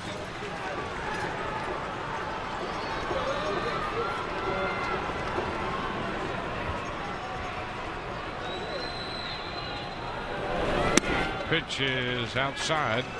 1-0. Quick little slide step right there by Danny Baez. He's going to gather himself. Carl Crawford, of course, 6 bases stolen yesterday, and even though down 2 runs, why not get him in a scoring position? Here's the speed of Carl Crawford getting to second base with a lead right there. 3.04 seconds, and I'll explain what that is in just a minute. Here's another one with a lead on the steal, 3.19 seconds. That's just to give you an idea. If a pitcher, by the time he makes his first move, is about 1.3 seconds to the catcher's glove, you give the catcher a chance. If the catcher's about 1.9 seconds, which is about what you shoot for, that's 3.2. If you have accuracy, you might have a chance to get Carl Crawford. Maybe, but you have to have it right on the back. Most catchers are around 2.0, 2.1. Goes Crawford. The pitch is away and the throw is not in time. Crawford steals it again. That's his 18th steal of the year. 18 of 18, and that on the back of yesterday's record-breaking performance. You the side. He gets down there in about 3.1 seconds. The fastest I've ever seen in time was Ricky Henderson at 3.1 seconds. That means the catcher, if the pitcher's about 1.5, which is too slow, catcher has to be 1.6. You can't do it. And a little tap back to the hill. Baez has it. And a high throw to first, but Huff gathers it in to retire the side. No runs, a walk. Man left through 7-6 for Baltimore.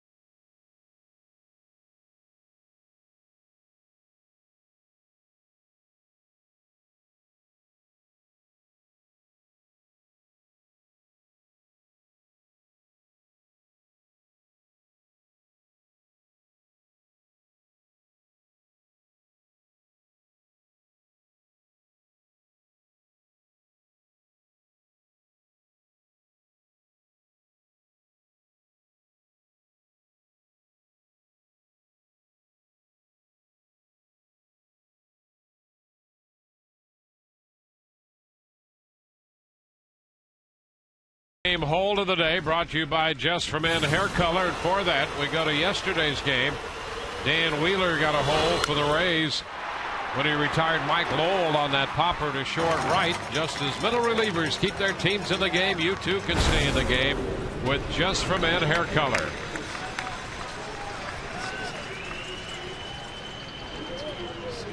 Wheeler in the Rays bullpen. Joe Nelson in the game from the Rays bullpen.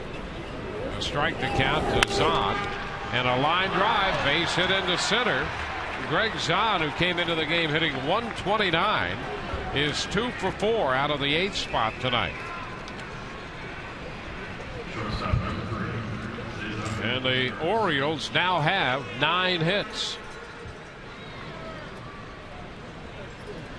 Well, with Cesar Izturis up there, and see if lays a bunt down. He has had a couple of good at bats tonight, but I'm sure Dave Tremblay would like to get another runner in the scoring position for the top of the order. Ray's looking for that bunt. There it is. Nelson will take it to first with a throw to Iwamura. Zahn moves into second. The sacrifice goes Nelson to Aki. 1-4. 1 away. Yeah, that's what Dave's looking for. He feels that his bullpen, at least with Baez, although there's work down there now. Baez has already gone a couple of innings.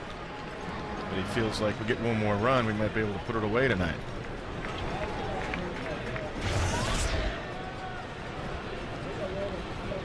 Now Brian Roberts. Well, this is a big run here. Huge. I'd like to keep it to a 2-run deficit. Which is high. 1 ball, no strikes.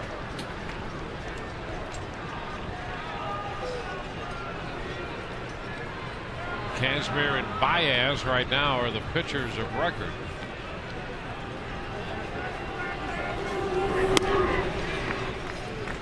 Two and nothing. Jim Johnson down in the bullpen for Baltimore.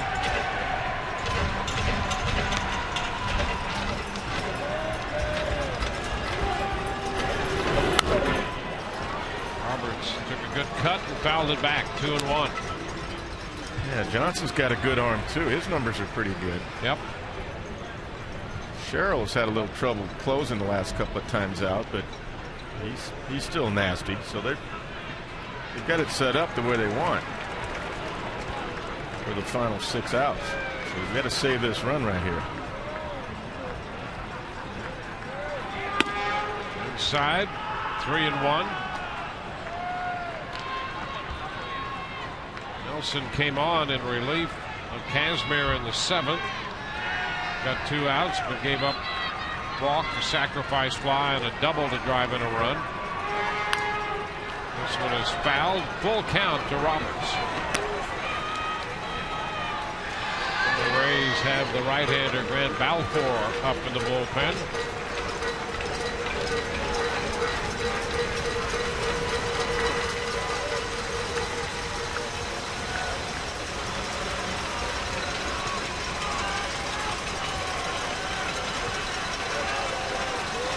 The 3-2. And a high fly ball back into right field. Deep. Zobrist back. Gone. Home run on a 3-2 pitch. A changeup, and Brian Roberts hits it out of here. A 2-run blast to make it 8-4. Roberts hits his 3rd home run of the year. Take a look at the location of this changeup. There's the grip. It just ran right into his swing. Ball started off the outside corner. And instead of fading away, it just carried right into his swing. And he squared it up.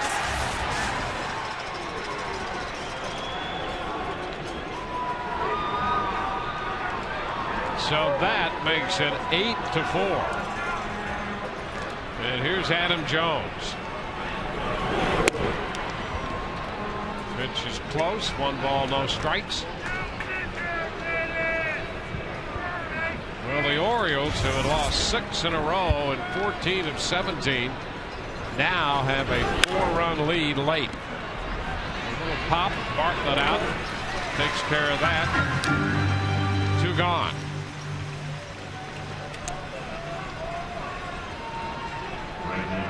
The Orioles hit a couple home runs tonight. The Rays have hit 1. Yeah, that's one of those at bats right there by Roberts. I mean, he's not even trying to go deep, 3-2. He's just trying to get a base hit. The ball just went right down and into his swing, and he squared it up. Ball 1 to Markakis.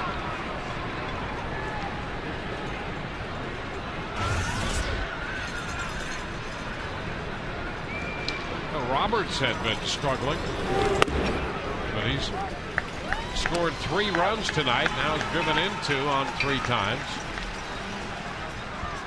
He's the key to their offense. I mean, that's one of the reasons they've been scuffling the last 2 weeks. He was on an 0 for 16 coming in.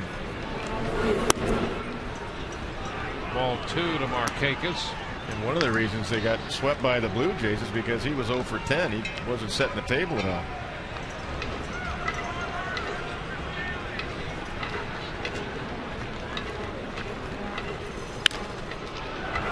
Headed into right center field, and Zobrist will have to track it. Couple of hops to the wall. Markakis will get at least 2, and he's going to stop there with a double. So Markakis is on again. That's his 3rd hit. He reached on 2 errors, so he's been on base 5 times tonight. And Joe Madden emerges from the dugout, and that's going to be it for Joe Nelson tonight. There will be a call to the bullpen, and we'll be back in a moment.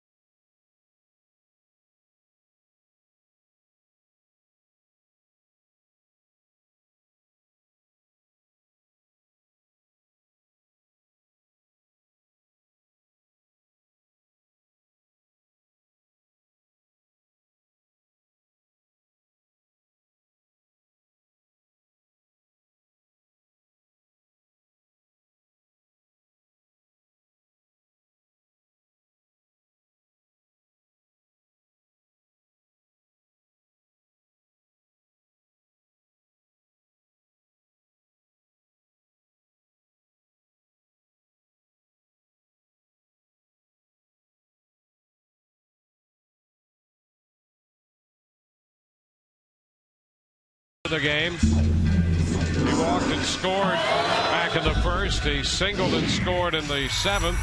And here in the eighth has hit a 2-run home run. Check out the new R Performance vehicles at your local Jaguar dealer or on JaguarUSA.com. The Orioles with a 2-run seventh and a 2-run eighth.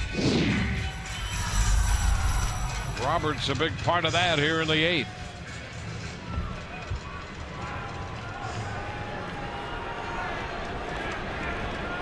The new pitcher is Grant Balfour. The third for the Rays tonight. He inherits a runner. Faces Melvin Mora. Fastball high, 1 ball, no strikes. Grant's still one of the guys in the Rays bullpen. The Rays would love to see his command sharpened up a bit. Yeah, the 8 walks says a lot right there. Fly ball lifted toward right center, and it's Zobrist making the catch to retire the side. 2-run score, bottom of the 8th coming, 8-4 Baltimore.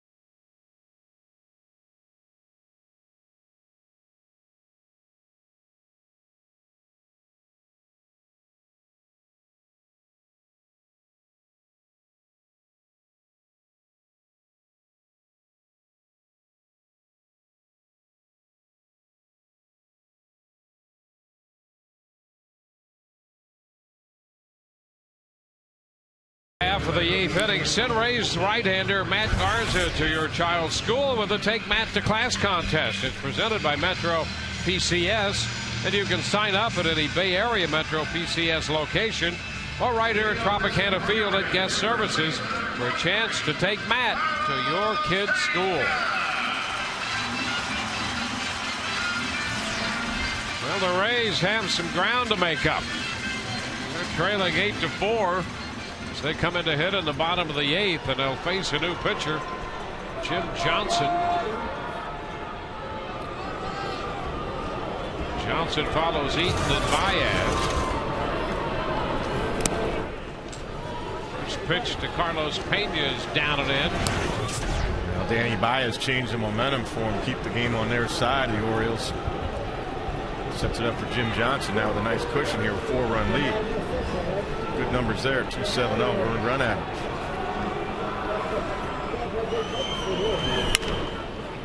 It's foul, and it's a 1-1 count. That's kind of what you were saying earlier, not getting to Adam Eaton early enough, because the score was tied when Baez came in, and he just slammed the door. He retired. He did walk Crawford, but other than that, he retired everybody else. In the meantime, the Orioles have put together a pair of 2-run innings. 2-1. What the Rays had really hoped to do would be to jump on the starter Eaton, build the lead, and turn it over to the bullpen. But the Orioles have turned the tables on the Rays a little bit tonight. 3-1. Felix PA is in the game in left defensively here in the 8th. They put their best outfield out there. BA left with Jones and Markakis still in center and right. And a full count now to Pena as he missed that pitch from Johnson. 94 with the fastball for Johnson. He does have a good arm. We've seen that already this year. Need base runners, down 4.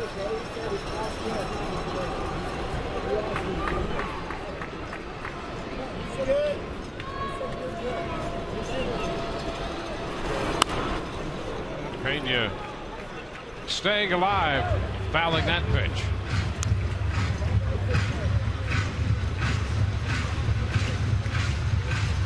The Rays have probably seen in Baez and Johnson the two guys who have been pitching the best out of their bullpen.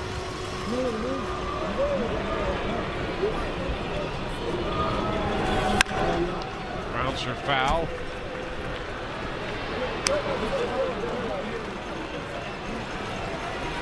Souvenir right there in the front row.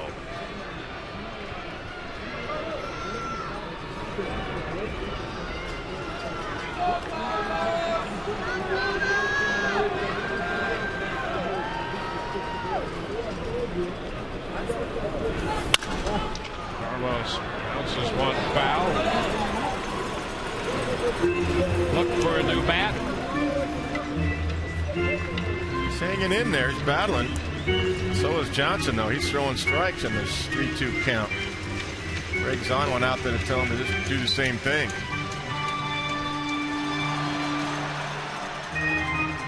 No walks is what Greg Zahn, I'm sure, said to Johnson just now. Keep making your pitches.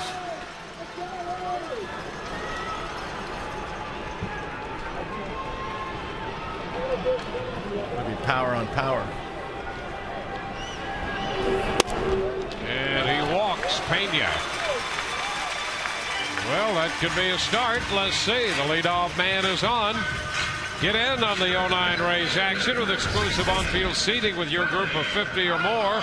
Where? At the Checkers Bullpen Cafe. Available dates are going fast. Act now to make your private group reservations right behind the Rays bullpen by calling 727-825-3406 or online at raysbaseball.com.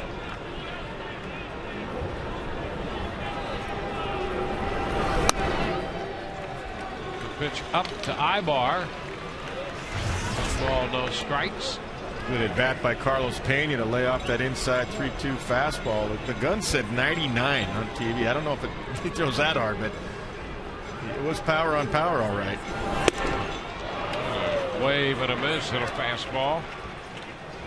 I think he's more like 92 to 94. Nonetheless, a good at bat for Carlos Pena. Yeah, and he'll get some action on that fastball too. He can be tough.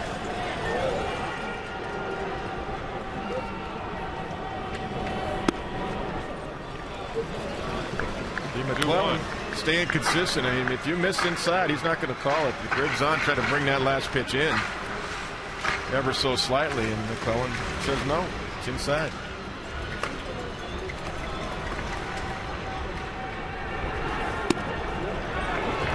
All 3 balls, 1 strike. Here, to me, Ibar, I mean, if he's going to swing here, even though he's having a good night, it's got to be right down the middle. Yeah, because the Rays really need base runners. Yeah, you need base runners down 4. Fouls it back to go to 3-2.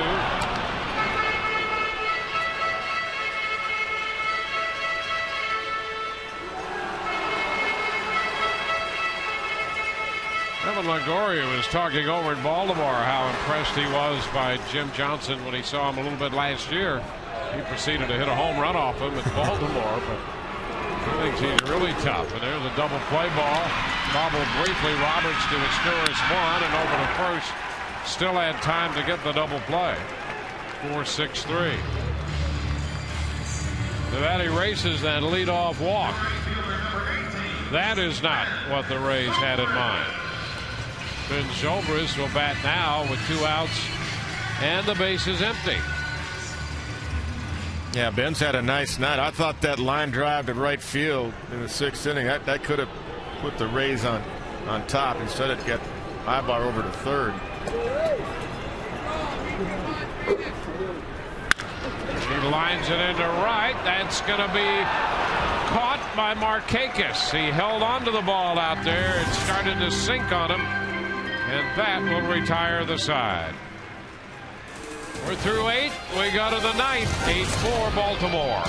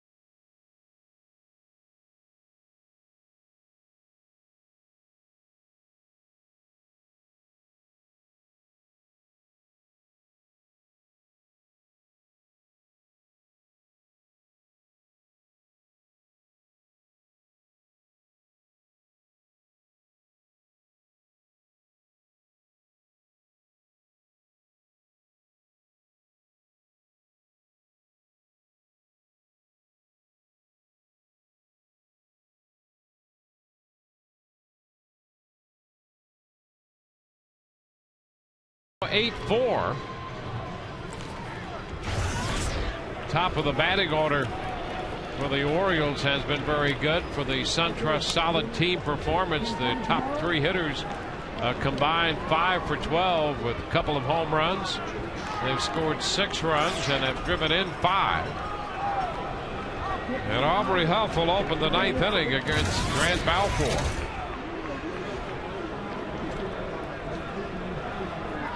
Huff drove in a run with a fly ball to center in the 7th. Two runs in the 8th really hurt. Really hurt. And the other thing about those top 3 guys, they're on base 10 out of 15 at bats. Yep. It goes back to that lineup turnover. Those guys get that 5th at bat, and Roberts got his 5th at bat and hit a home run. Huff pops it up right side. Pena is there and makes the catch. You know, Dwayne, that's the biggest thing that, as a manager, one of the biggest things I looked at, because it's the walks, which are part of the game, but it's the errors, and then all of a sudden those guys get their 5th at bat, and that's when those good hitters find a way to get it done. So, I mean, and Pena's been phenomenal, but those 2 errors ends up, you know, instead he's not coming up in the top of the 8th inning there with men on base.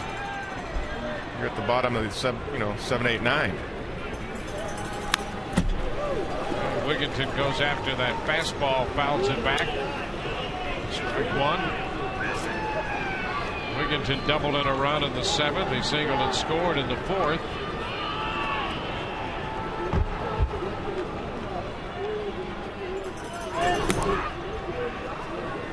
And it's a 1-1 count.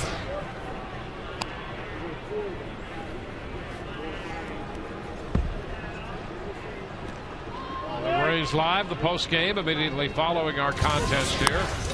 Swing and a miss, and that will include Joe Madden's comments on his post game press conference.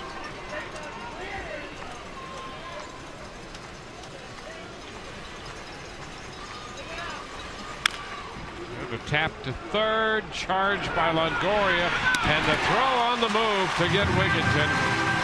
Longoria, another nice play down there at 3rd, 2 gone. Yeah, I mean, he gets Good jump on this ball right away, and he always gets the short hop. He throws on the run as well as anybody.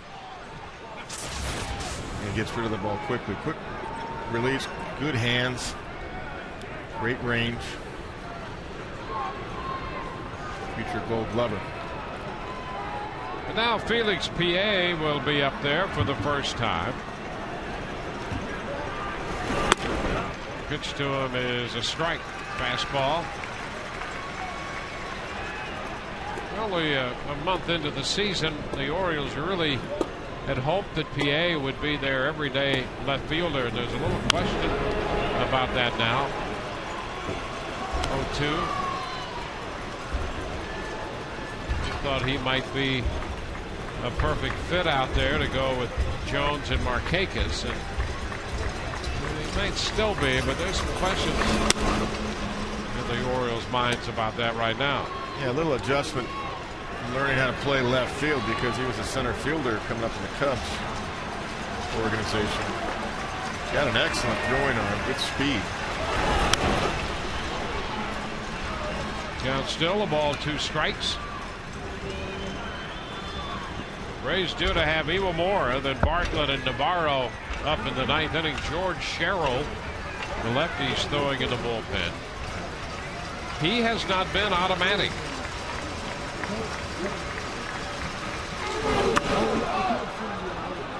Two and 2 as pitch bounced in from Balfour. You see, Sherrill has 4 saves, but an earned run average of 5. That kind of burnt out the second half of last year. Made the All-Star team, but rough second half.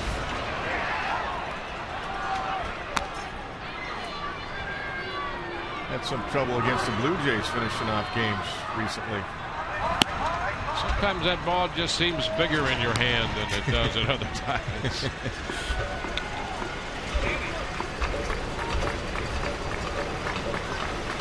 2-2 now.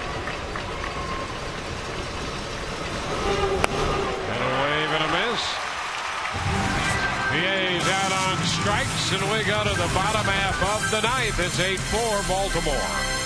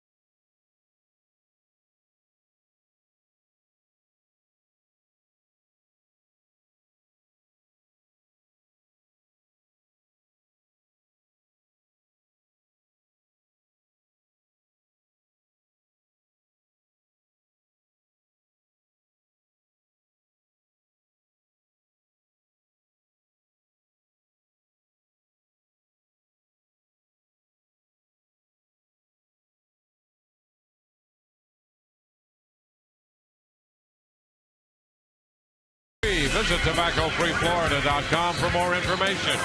By Subway, play hard, eat fresh. And by Aflac, ask about it at work. 8-4 the scores. We go to the bottom of the 9th inning. Rays need a big bottom of the 9th. Ben Zobrist came up with a 2-base hit in the 4th inning. That's our Checkers double of the game.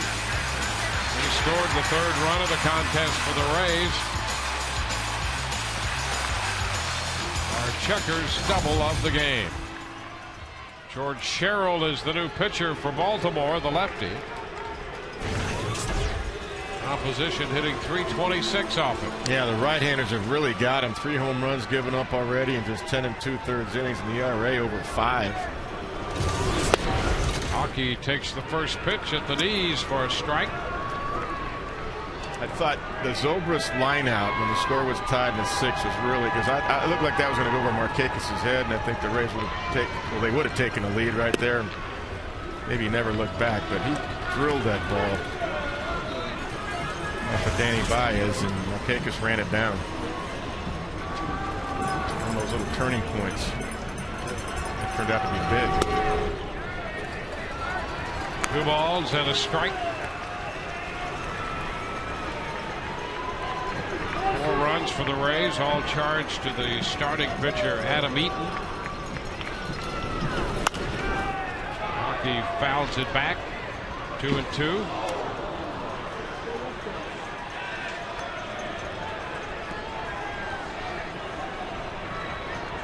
Sherrill had a save situation get away from him Friday in Toronto.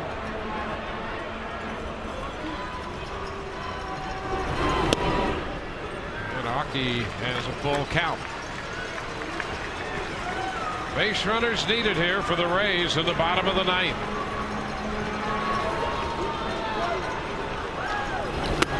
And there's one of them. Sherrill walks the first man he faces. Now Jason Bartlett. Somehow the Rays have to work their way on base. Melvin Moore going to have a little talk with George Sherrill right now, just in case Jason decides to lay one down. Try to get on base any way he can. Melvin Moore is going to play even with the bag at third base. I think he was reminding George Sherrill just that.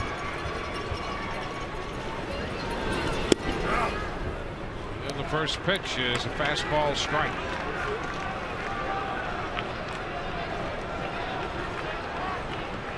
As you mentioned, Sherrill had great success early last year in the first half.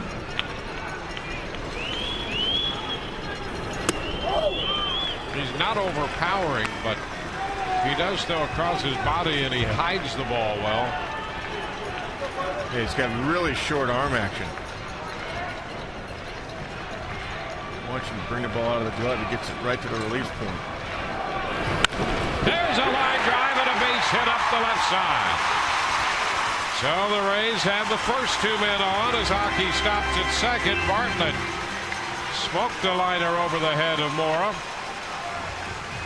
Well, Bartlett was very well aware that Mora was up in case of a bunt, and because Mora was up for the bunt, he's able to get this ball over his head. If Mora's back, probably a line out to third. Take a look, but he's up, and the ball goes right over his head. I mean, that might have been over his head anyway, but definitely being up, he had no chance. Ball zipped right by him. So the first 2 men have reached.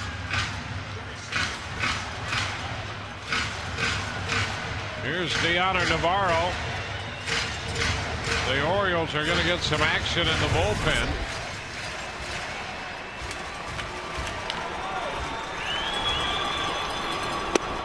The pitch to Navarro is a strike.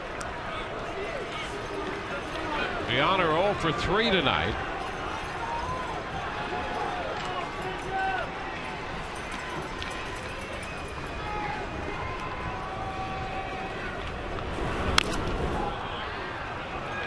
Piece of it foul. Sure, there's some questions of why not Pat Burrell right here to get you back in the game, because you're not going to pinch hit for B.J. Upton, Crawford, Longoria, Pena. But down 4 runs, Joe Madden elects not to do that right here. Pat's been sitting the whole game. Nabi has a home run off Sherrill. He's 1 of 2 with a couple walks. He takes it high. 1 ball, 2 strikes. It's a feel thing too. I mean, on managers, you know, definitely you know the matchups. You know that Sherrill struggled against righties this year anyway.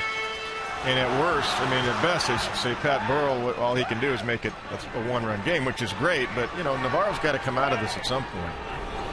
And a Ground ball to short. Esteuras will take it to second. Out there and safe at first. It will be first and third. Well, the ball hit slowly enough to give Bartlett a chance to do what he does at second. He got down there quickly. What a great job right there. Esteuras with the good feed. Roberts tries to come across the bag, but you see Bartlett, because he went across the bag to go get Roberts and make him go across the bag. Roberts had nothing on the throw.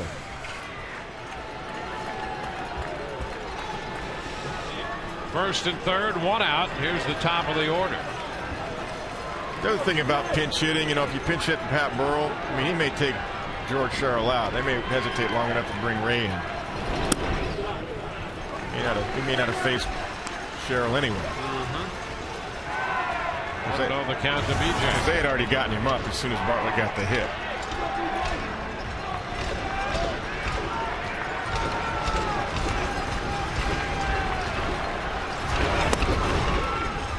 BJ looks at a strike.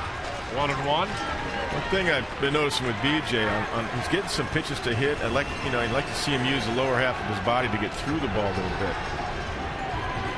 Use his legs, get a little bit of a load. He's got a good load with the front leg he turns in, but to get through the ball, you got to bend that back leg too to get through it. A foul ball.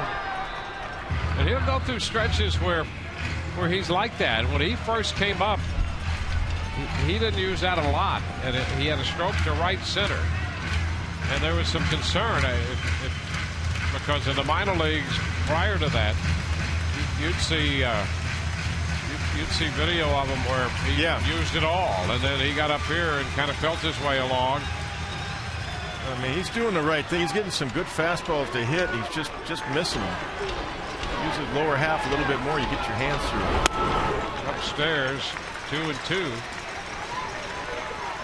I'm not saying 2 years ago he had some home runs, and you saw a lot of that. Yeah, and I'm not saying uppercut. I'm just saying get through when they throw those fastballs at the thighs and the knees. You got to use your legs to go through it, so you can square it up and hit a line drive in a gap. 2, he fouls it. See, that was just hands there. See how he's kind of stiff with the upper body, just kind of. He fought it off. That's great, but that'll come. Keep swinging.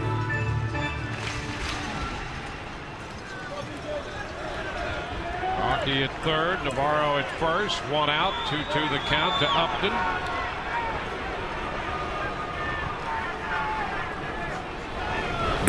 And a big cut and a miss. He's out on strikes.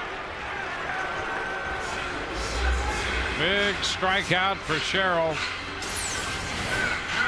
We got the breaking ball right here, down right in the zone where he wants it, right at the back foot.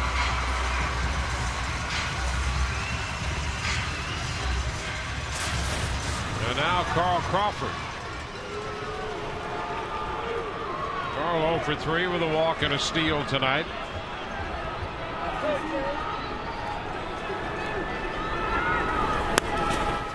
Going away. Well, it would be great to see Crawford get aboard just to get that potential tying run to the plate. Longoria is the on-deck man. Well, that's why you know, 4-run lead. You got your grand slam situation. It's still a big lead, but that's why you always try to get that extra run and make it a 5-run lead. Navarro takes off and heads into second, which is a strike.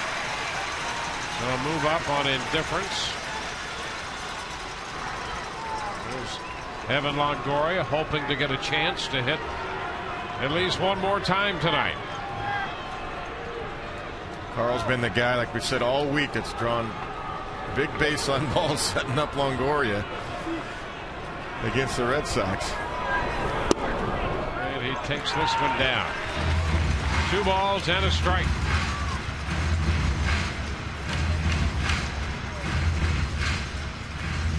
Sherrill trying to close it out for Baltimore. The Rays trying to keep it going and present themselves with a chance. There's a strike, and it's 2-2. That's a good take, though, for Carl, because that's unhittable pitch anyway. been a chance that it might be called a ball. In fact, it might have been a hair outside, but McClellan's been right on. He's been consistent all night. 2-2. Carl stays alive. A little foul ball there, forcing another 2-2 pitch.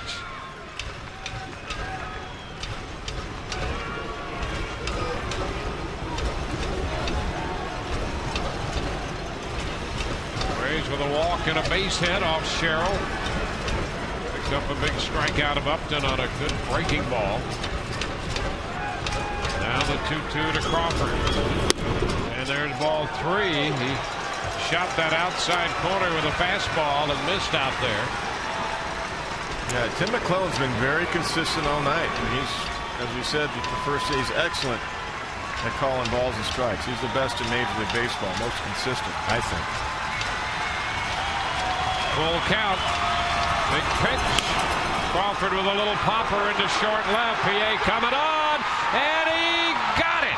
He grabbed that one and held on to end this game as Crawford made a bid to drop one into left. And it's all over. It's an 8-4 final as the Orioles have taken the first game of this series. And we'll take a look at the Verizon Wireless play of the game. Felix PA inserted into the game for defensive purposes in the 8th. Makes this catch. Great diving grab on that ball hit by Crawford. That your Verizon Wireless play of the game. So the Orioles take the first game of this 2-game set. 8-4 the final. The Rays are now 1-3 against the Orioles this year.